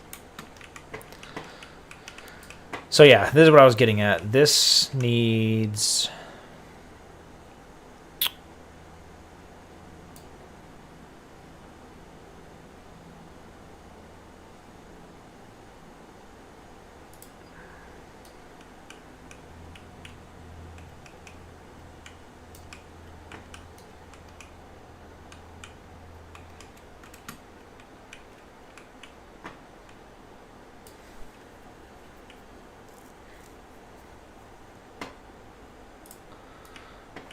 Now, do I put the doors on either side here, or do I put it in the center? If I put it in the center, I'd have to have a way for them to go, like, to double back on themselves. So it either would have to go off, up, back on, up again, or split into two. Whoops, sorry. Up, flat, up, meet, and come out. I kind of like having just the one looks nice and symmetrical, but I kind of like the idea of having the two, because then what I can do is make this whole front of this kind of like a storefront and do a door here with a crosswalk, but then have like windows as well where people are coming up. Yeah, I'm gonna stick with the one on either side.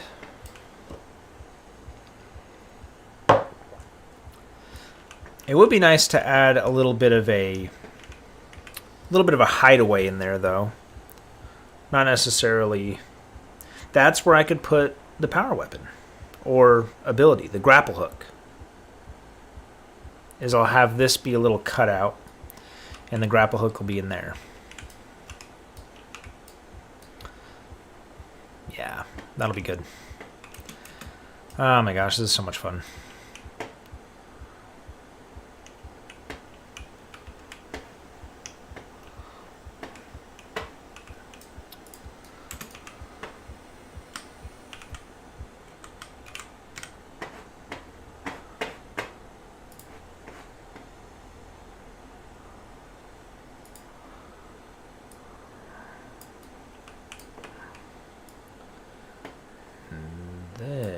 myself flip around.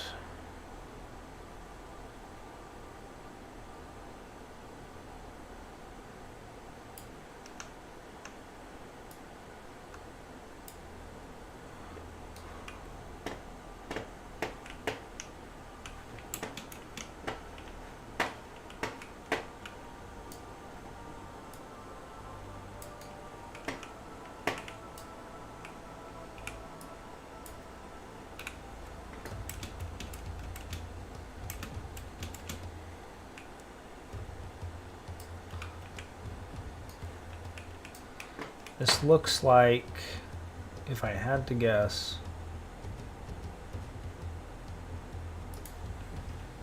seven units. Oh my gosh. So good. Holy crap. So this is what I was talking about. I need to make this wider, which is going to change this angle, which means is going to change how far out this goes, because it's going to change that angle. So I should have done this first. I didn't. Here we are. Oh well. So maybe its original 16 by 16 is actually going to be like freaking perfect, and it actually looks like it is. I shouldn't have even changed anything.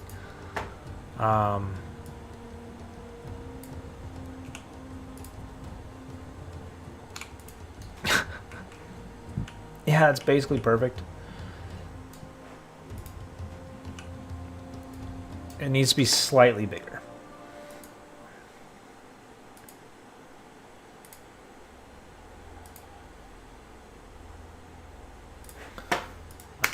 .5 and .5.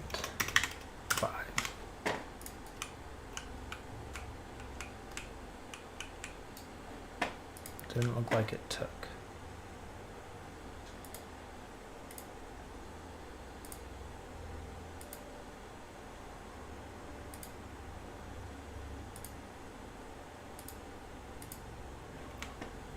Oh, let me make sure these magnets are still lined up. They were not.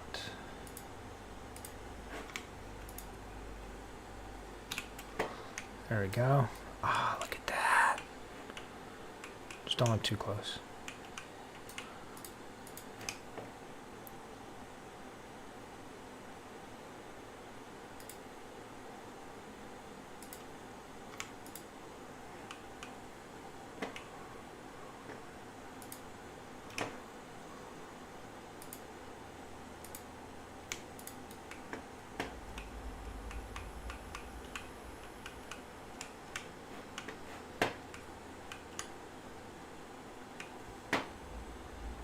Okay.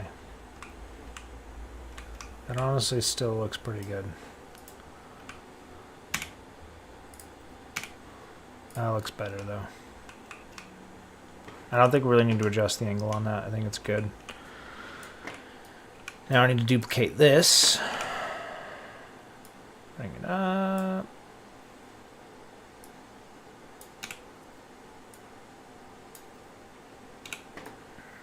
Magnets.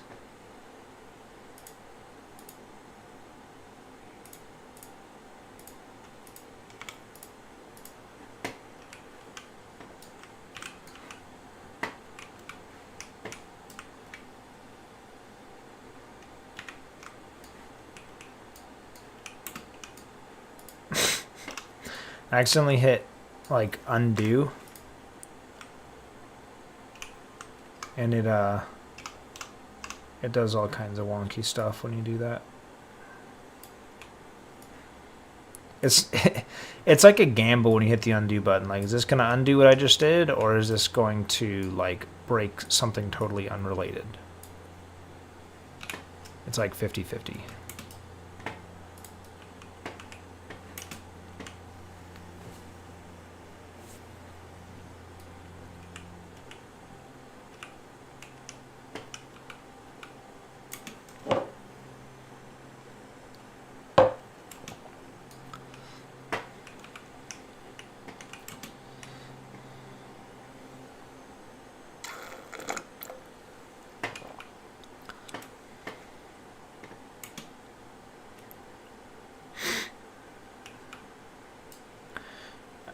You know what? I think what I'm going to do is bring this down.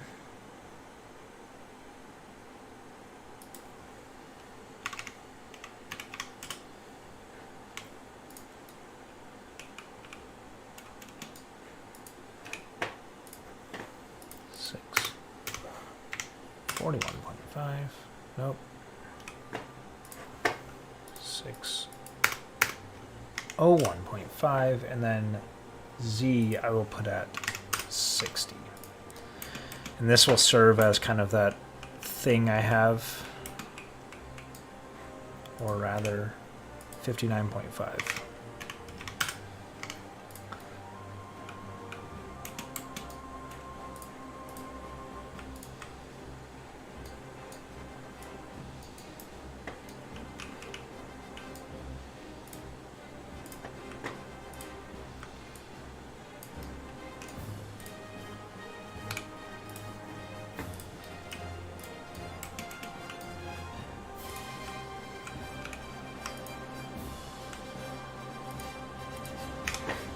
Make it 39 units taller, roughly.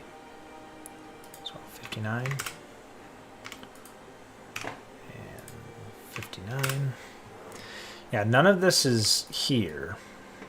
Just as a reminder, this is just.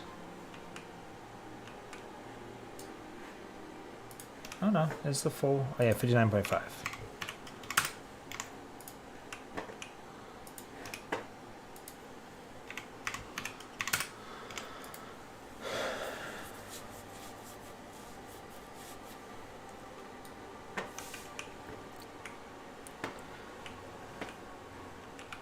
And then down here will be a little hidey hole. Not huge.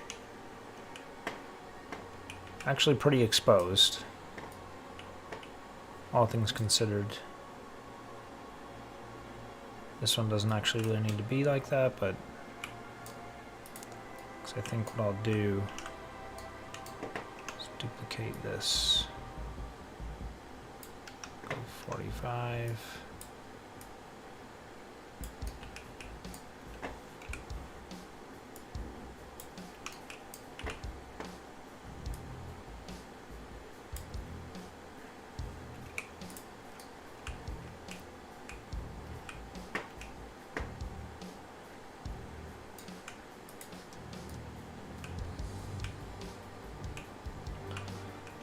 That needs to be wider. You know what? I don't even need to make it a. I'm not gonna worry about it right now. That's what I'm getting at. Jeez. Then I need a roof. I need a wall here, first of all. And this wall is very flat. Oh, I'm not having a wall. Because I'm having a little crosswalk. Oh, it's not flat. It has these like little divots in it. Yeah, basically just walk straight in the front door. Be a little doorway right here. I'll have it curve in and have a little pylon there. I know exactly what pylon. This one right here. That's the one I'll use. So you can't drive a Warthog in there. It's going to give me some really strong like Halo 2 vibes.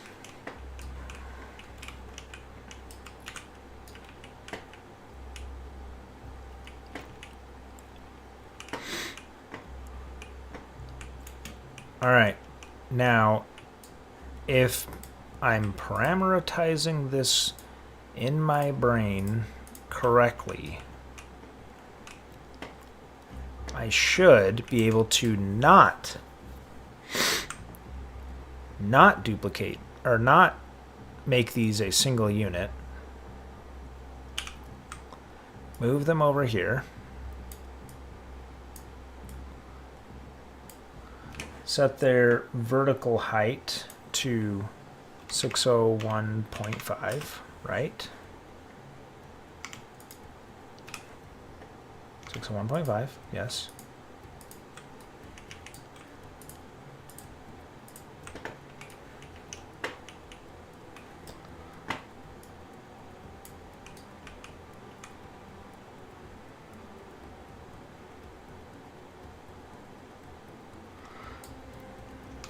And if I rotate them, they should all rotate. Oh, they're rotating as a single unit. I swear, man, it's like half the time it does that, half the time they all rotate independently. It's impossible to know.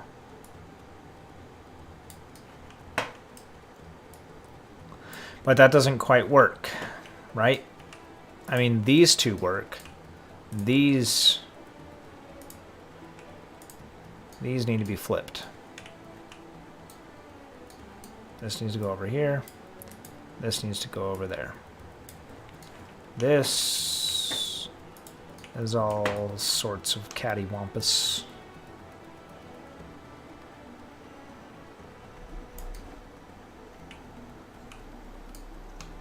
Alright. I tried to like be smart and ended up making a mess of things. I do know I have to switch these though. This should be 22.5 and this should be 21.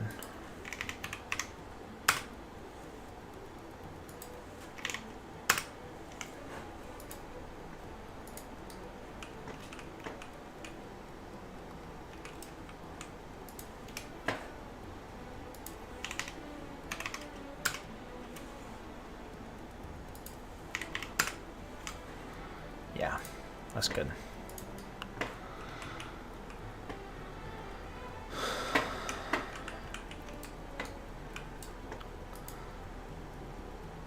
This is at 6015 and 9054.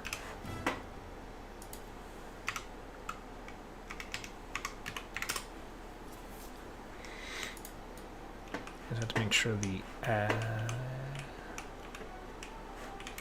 was weird. Oh, I'm in the geometry, that's why. So this needs to be,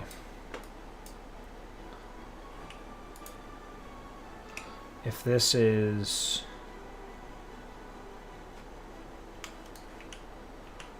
5.2 wide, that means this needs to be that way, 5.2, which means this needs to be actually 0.02. There we go. Dun, dun, dun, dun, dun, dun, dun. 23.5, and then we have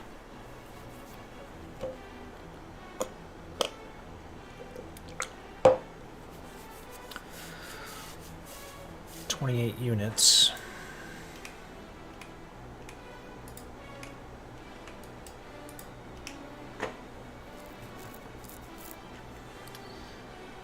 It's 5.5.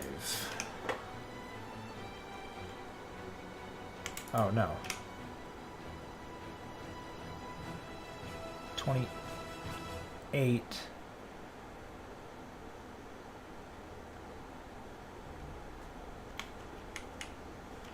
Add 28. Alexa, what's 28 plus 23.5? 28 plus 23.5 is 51.5.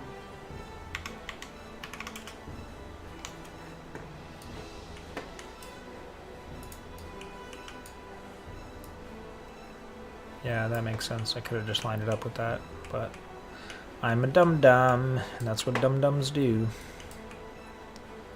This should still be 601.5.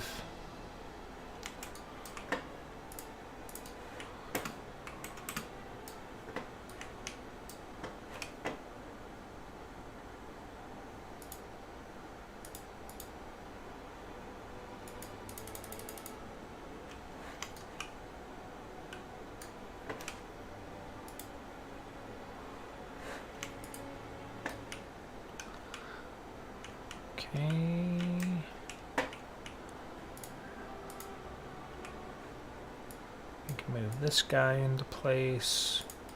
You can move this guy into place.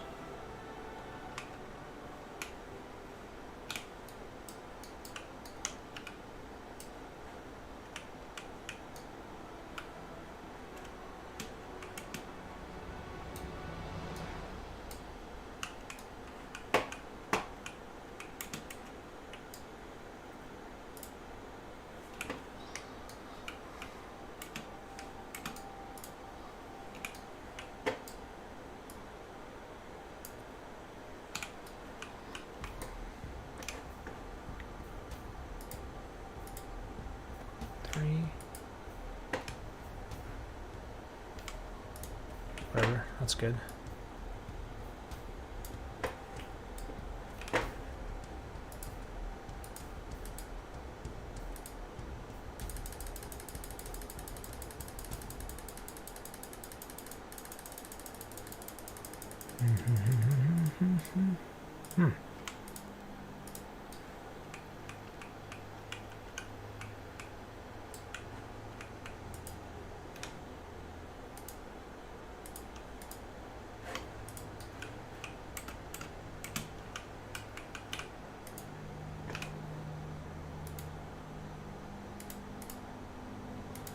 Be 601.5.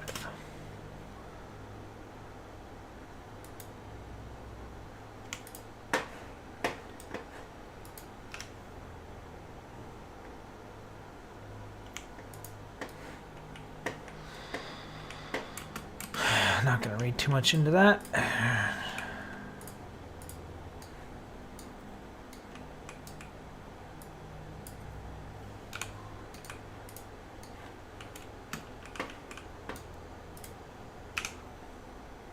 Cool.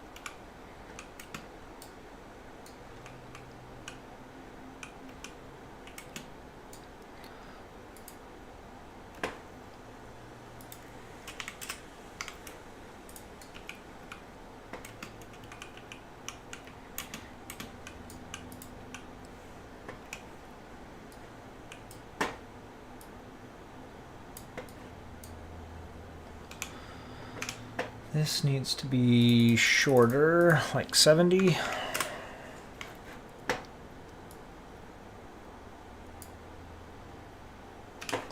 Like 68.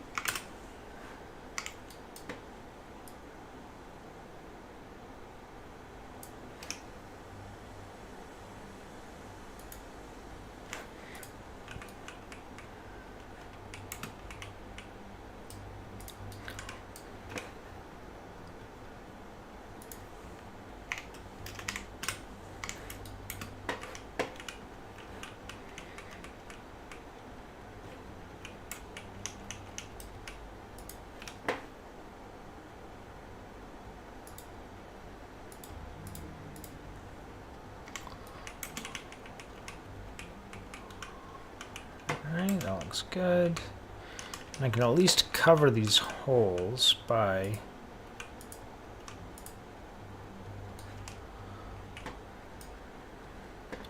making this wider. Yes. So first, 28, 30 by 36 by 42.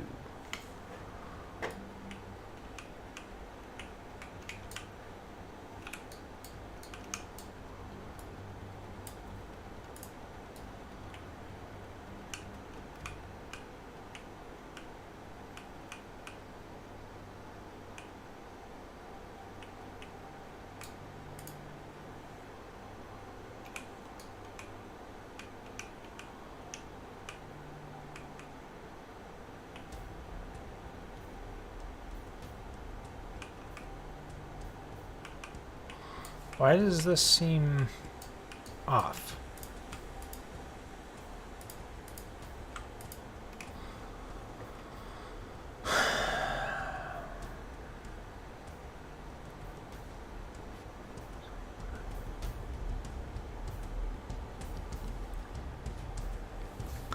Alexa, what's 44.75 minus 7.5? 44.75 minus 7.5 is 37.25.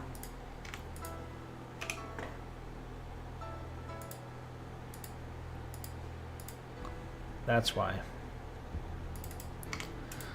I put the whole station at 37.5.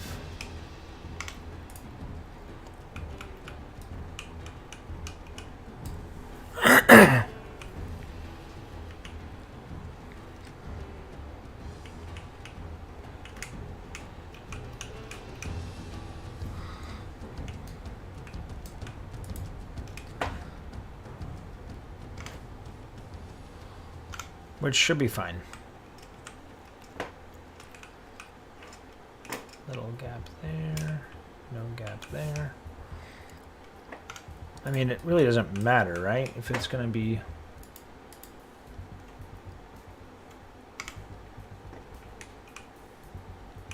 covered up anyway. I'm going to make this just 42.1. No, 0.2. And then line it up with this bad boy. And then it shouldn't really matter. It's going to stick over a little bit on both sides. Just kidding. Needs to be a little bit more than that.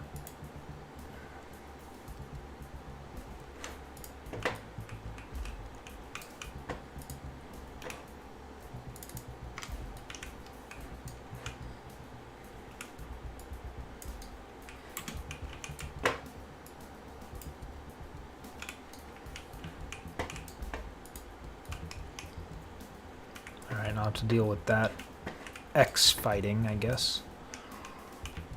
We'll call it. And this needs to come out more.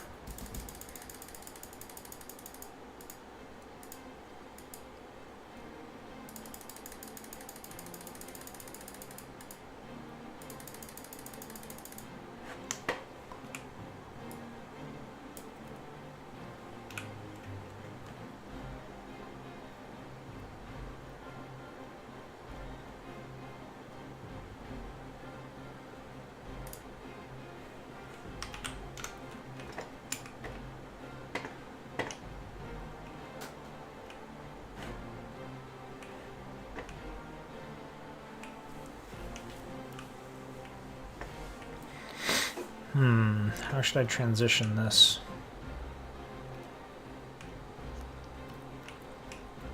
Maybe I have it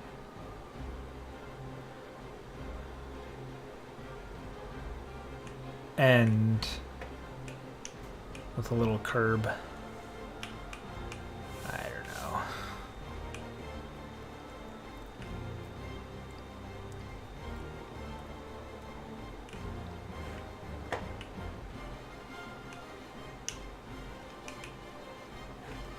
I do know that's really smooth though.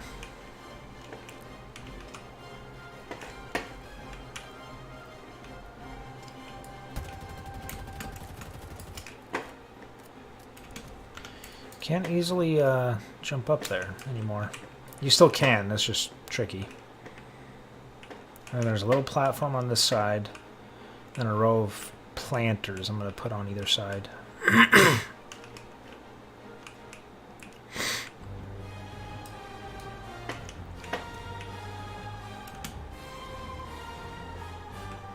I'm going to do some sort of artwork here and then have some lights sticking out and have it so you can like jump to the lights of like one jump, two, probably like 3 jumps, maybe 2 jumps, I don't know. And then this side you could always get across here, so I'm going to make it easier and just put a row of planters. How far out does this ledge go?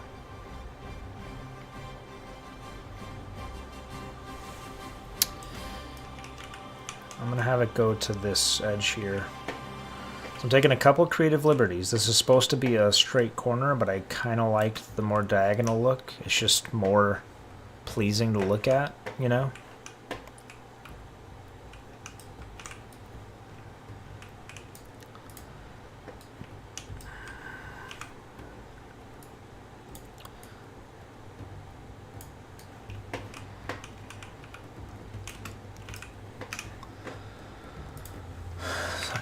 40. We'll leave it at 42 for now.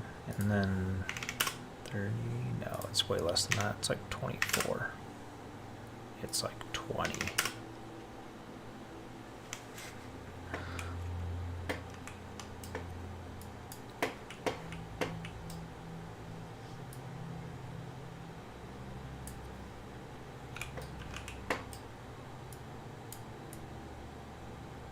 Yeah, there's another one that I'm gonna have to just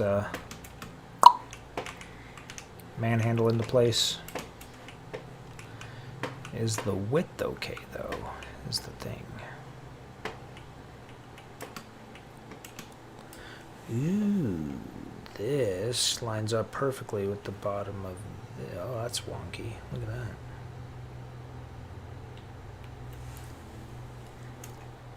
And this pillar actually has to go all the way to the ground. These other ones don't because there's a platform there, but this is an overhang. But I still don't know how I'm going to do these doorways just yet, so.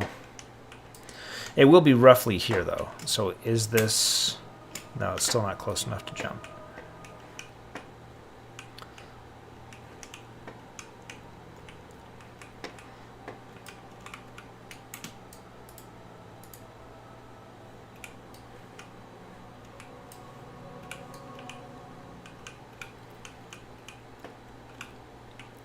I'm going to have something there. Like an angle or...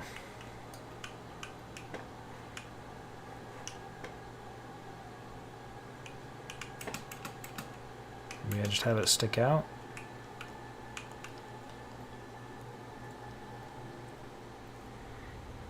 I don't know. I mean, if I made it like 0.2 units thick, this seems like an appropriate thickness, though. It's the same thickness as the rest of these.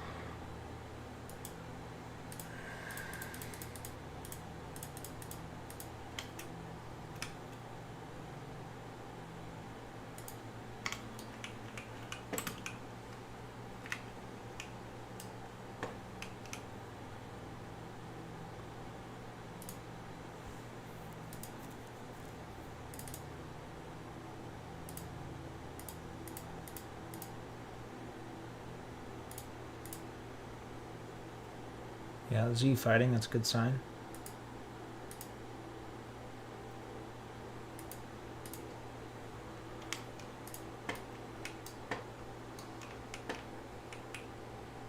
So I can come another unit forward. And you can go a unit to the right. Or left. 2 units left. 1 unit forward.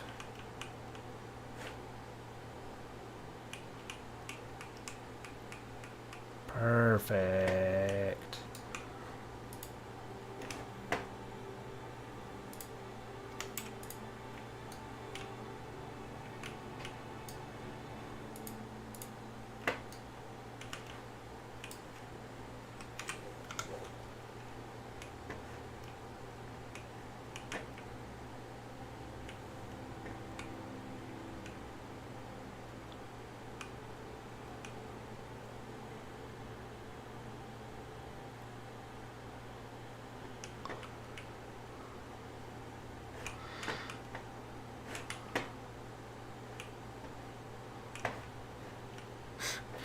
It's crazy how much each of these leads into the other. This distance from here to here, that vertical distance, is the distance between the flat part of the road and this. I did not know this delta in elevation between the flat part of the road and that would determine ultimately the thickness of this platform. Because it's supposed to line up with the bottom of this, but that's like comically short. Like it can't be. I mean, the origin's on top, so I can just make it that for a second. It'd literally be like 0.2. Just to see what it'll look like. Yeah, it's seriously 0.2. It looks funny.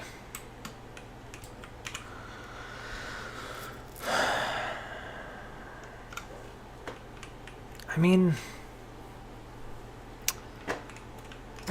I feel stupid saying this, but honestly, it doesn't look too bad.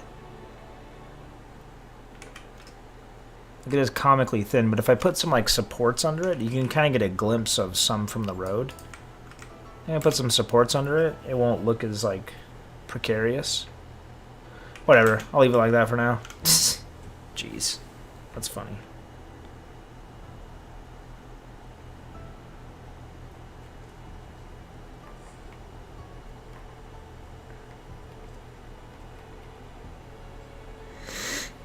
Yeah, in Halo 2, you can totally just jump across that.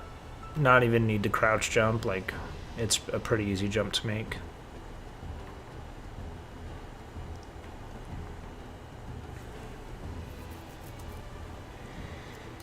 I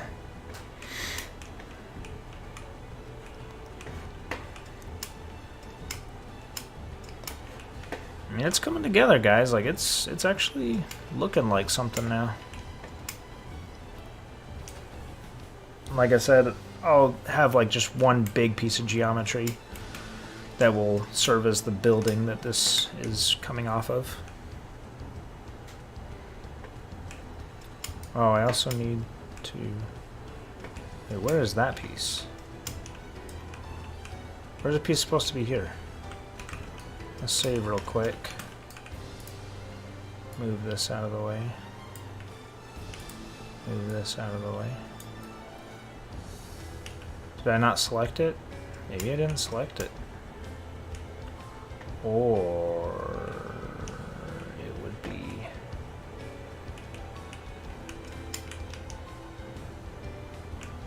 Alright, if I undo, are you gonna break everything? No. Okay, cool. Alright, but I do need this. I guess I just didn't make it? I could have sworn I grabbed it, but maybe I didn't.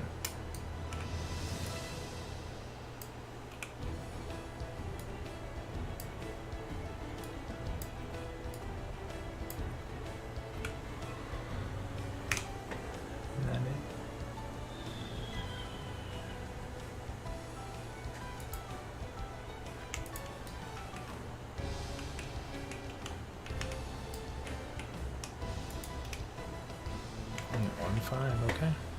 Yeah.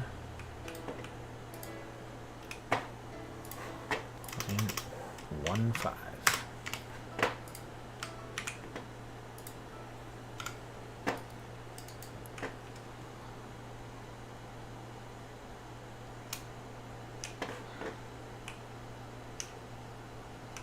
I don't like how it goes down and then up, though. That's kind of annoying. Ah.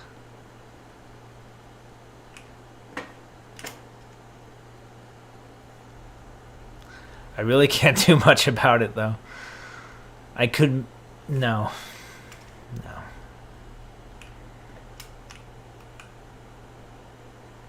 I could put a blocker there so that it just gradually inclines to there, but that would be a decent amount of work having to go around doing all that.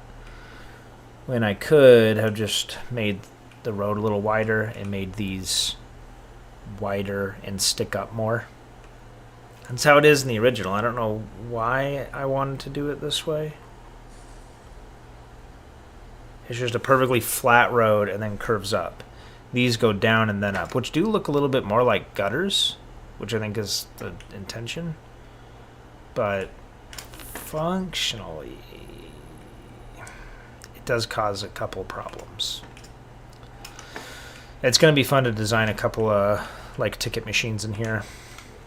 They're the same machines that go in the lobby down over here. And then there's a block that goes right here. And it's literally just a block. Okay.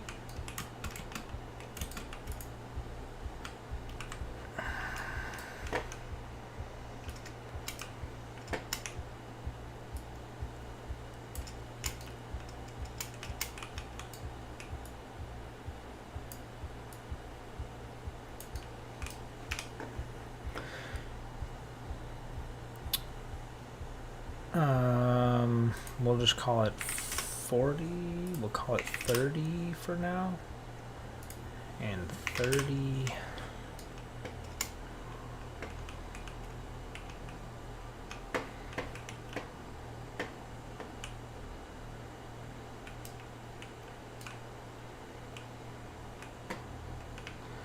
So it lines up with the edges of those. So yeah, it needs to be...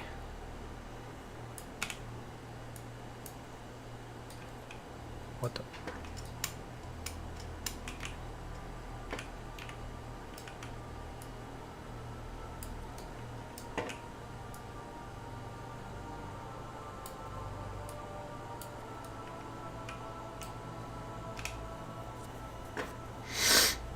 Those are like 7 units, so there should be like 42.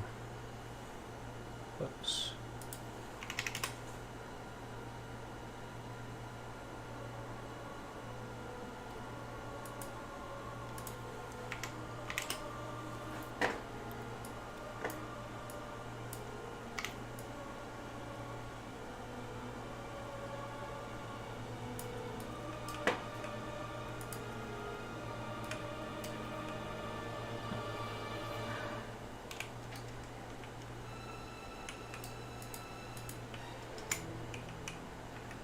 Yeah, that's good.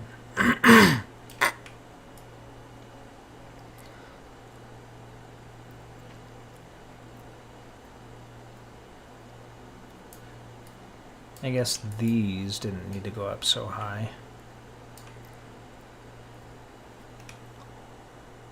100, and these are 59.5.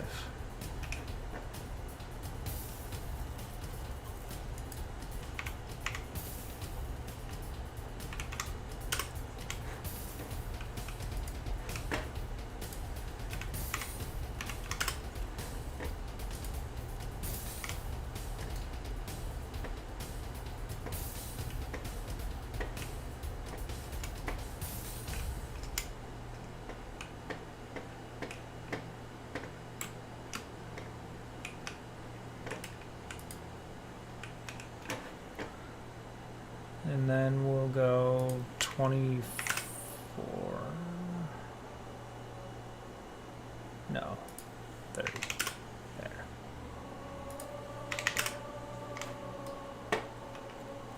Oh yeah, these are 22.5, remember?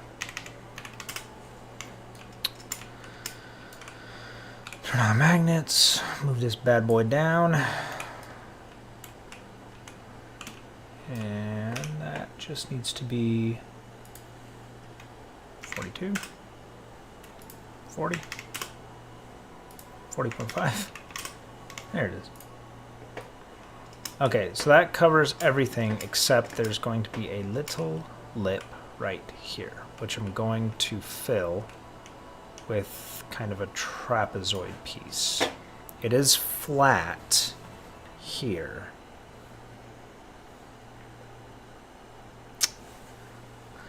But I think that kind of fits with the aesthetic. I could just put a single block there and be done. I could move this over and not add a block, but I'm worried about all the Z fighting that's going to happen here. And if I'm going to add another piece of geometry here, I do want it to be maybe more interesting than just a flat block. I feel like...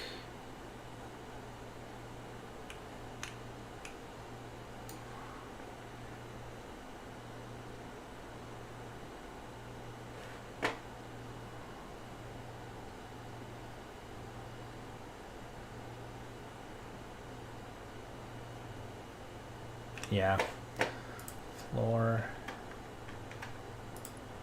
Walls.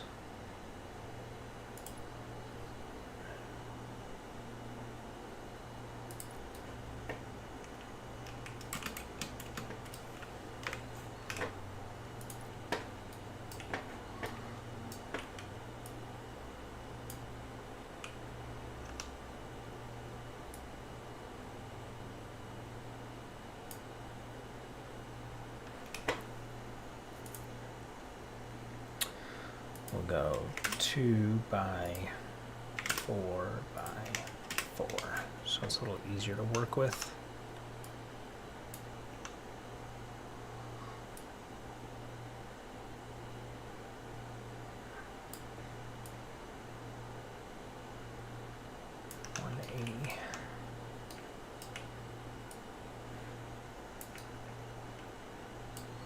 This distance is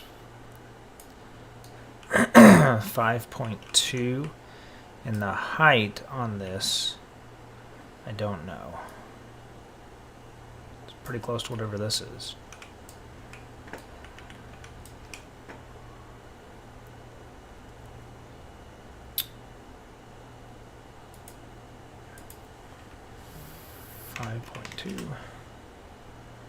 And we'll do 3.6.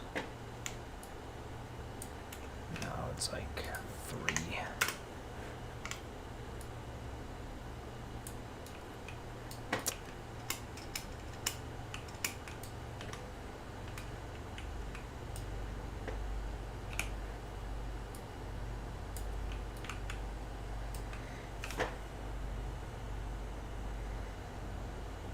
And this width was 42, right?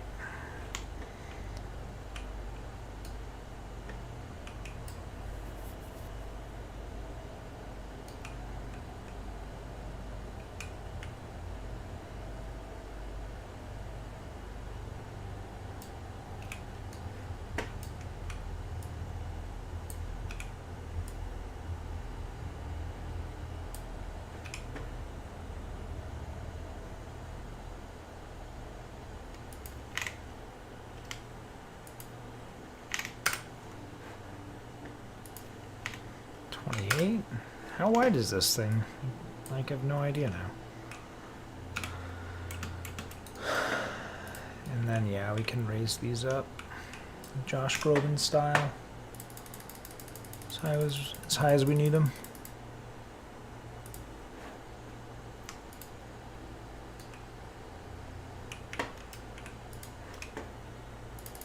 There. I got a block to fill that, and it's a little bit more interesting than just a flat block.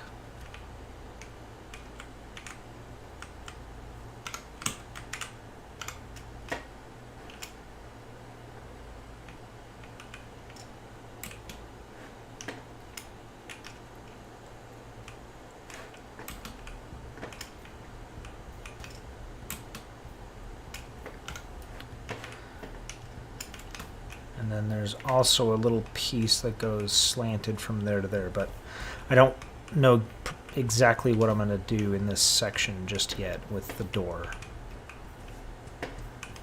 There's a lot of geometry in this little section, just a lot of angles.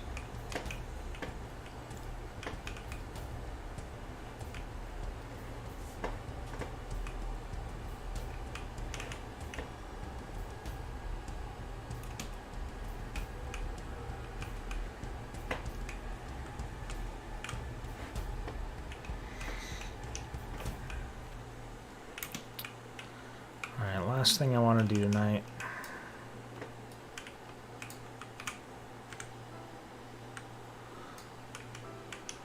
Gonna add a little platform, but I want to add destructibles which cannot be resized. So I want to first determine what destructibles I want on there.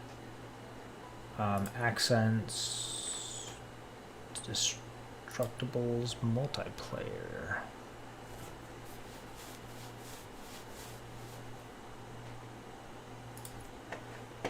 I think these are the same ones I have up here. Yeah. Those are a little bigger than I was thinking.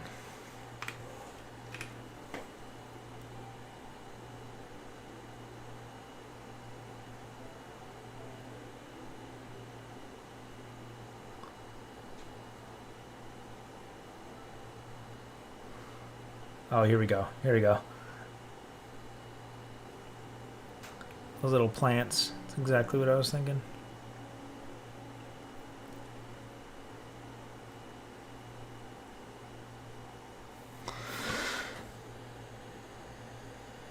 Oh, I'm sure there's plenty of places I can use that.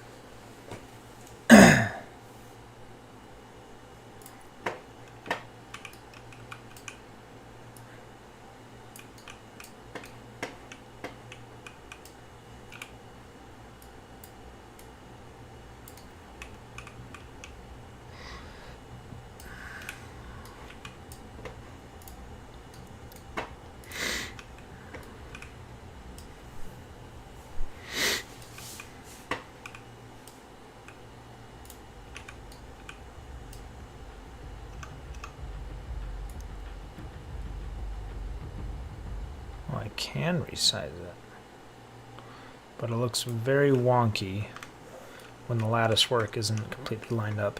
It's a tricky thing to balance, keeping the like African, you know, aesthetic with the futuristic urban environment.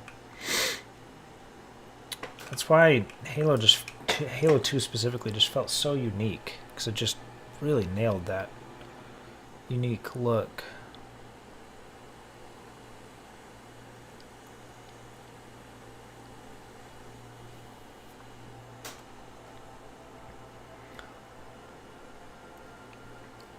I think just some pots, couple boxes, couple crates, just a row of stuff. What was I gonna look up?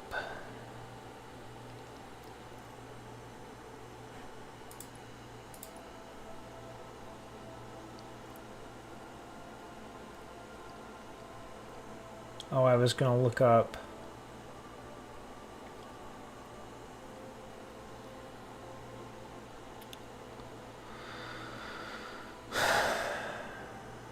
vegetation.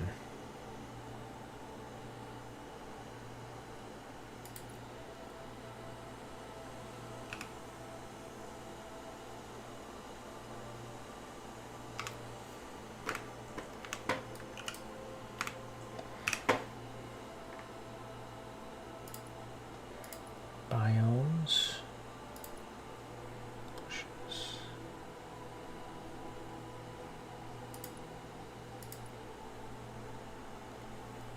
These are like vines. Tell me we have vines.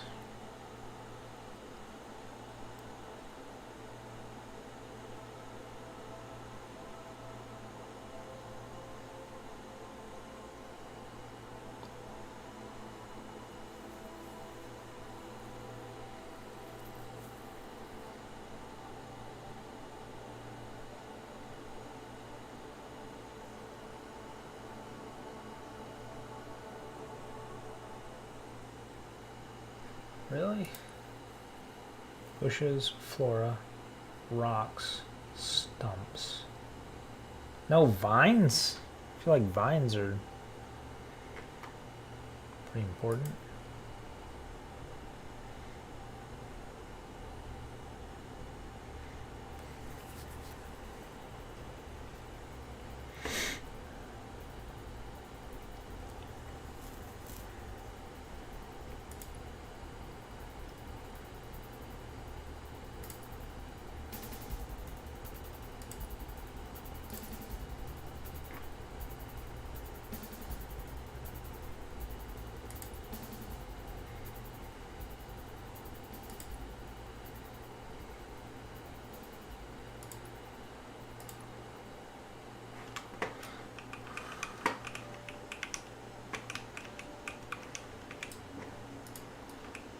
I'm just going to use this.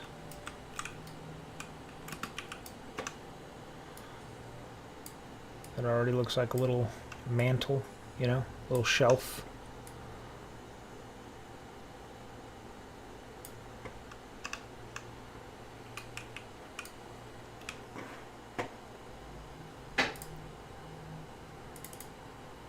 Units by, there we go. 2 units by 40 units.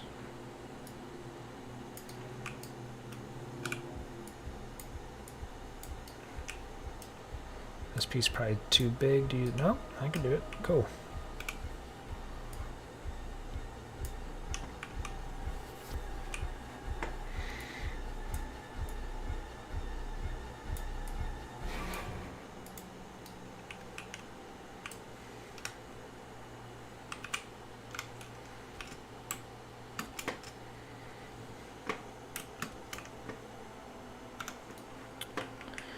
You know what? It should stretch this entire length.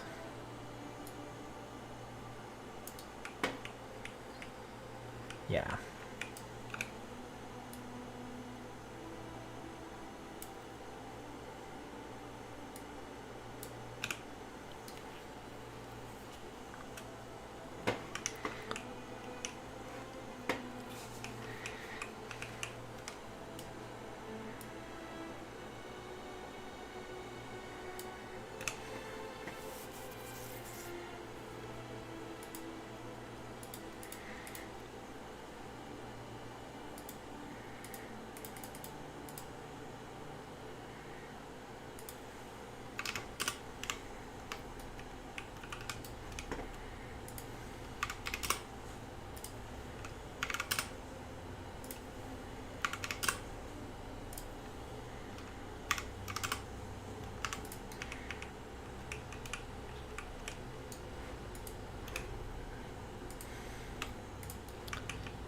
$69.1.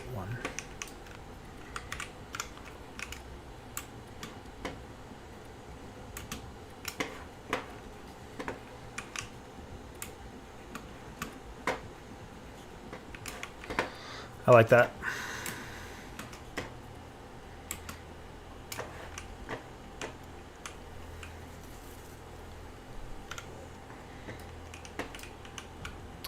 And of course, this is going to be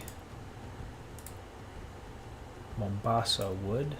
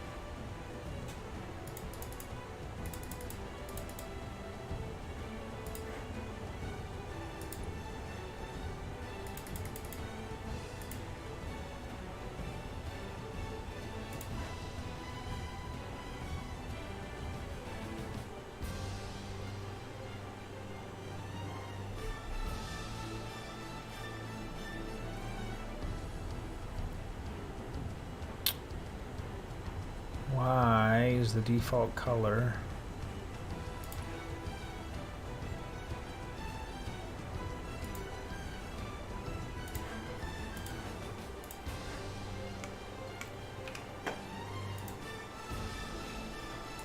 There we go.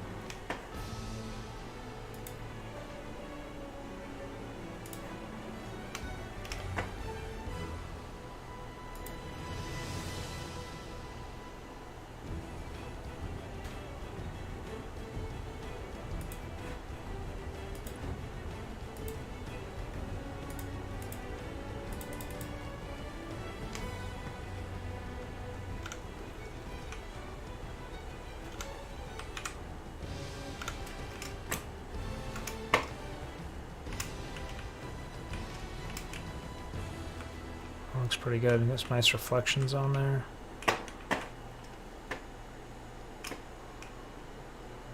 That's good.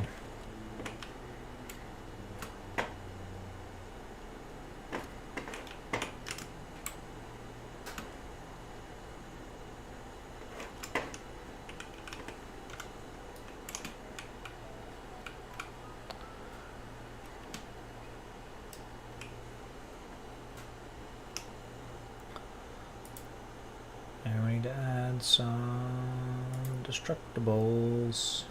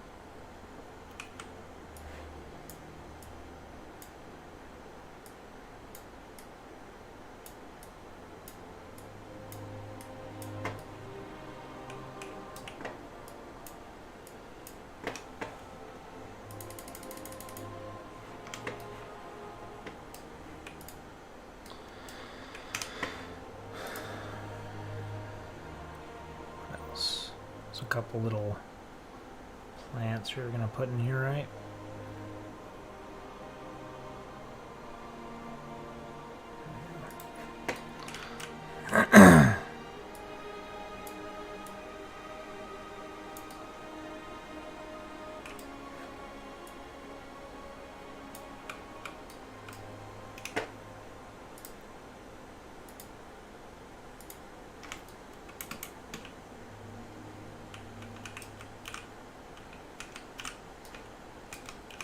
How much space do you need for a plant?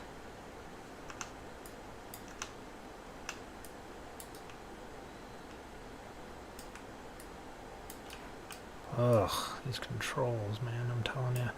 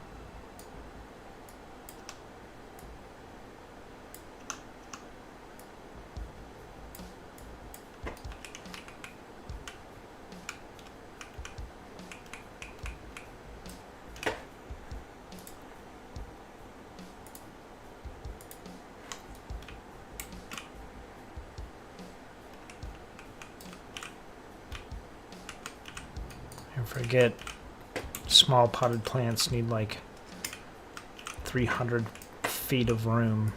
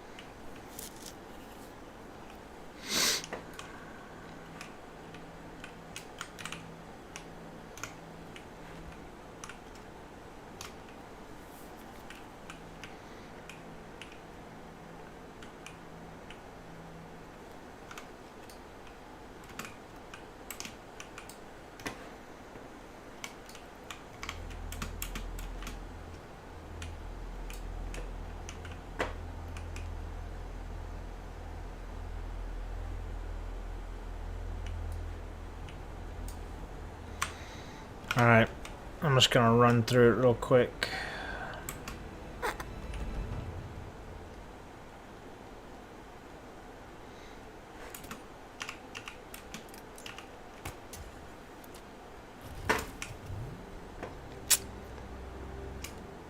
Oh yeah, that dirt patch there's nice.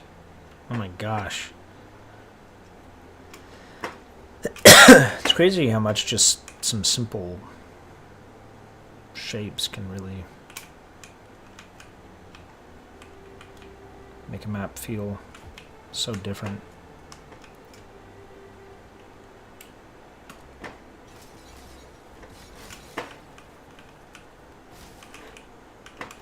Yeah, just complete destruction. Love it.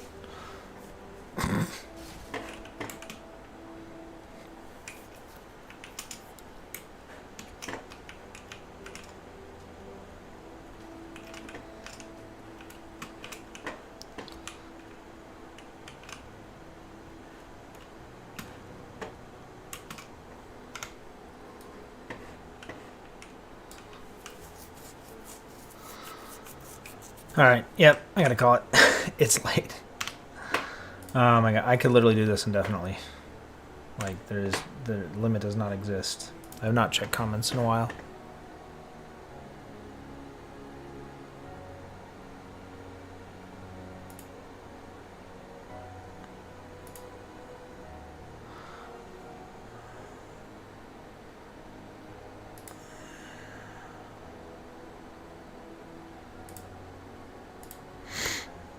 Oh man.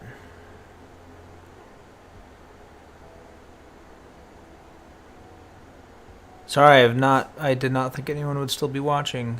They've really got to do a community maps playlist and include this when it's done. Thanks. I hope so. I hope they do.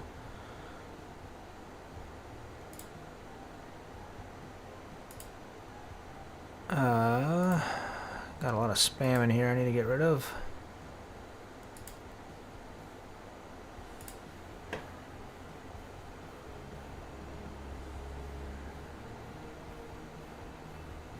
There's a way to take a screenshot. If you're on PC, it's relatively easy to do a screenshot.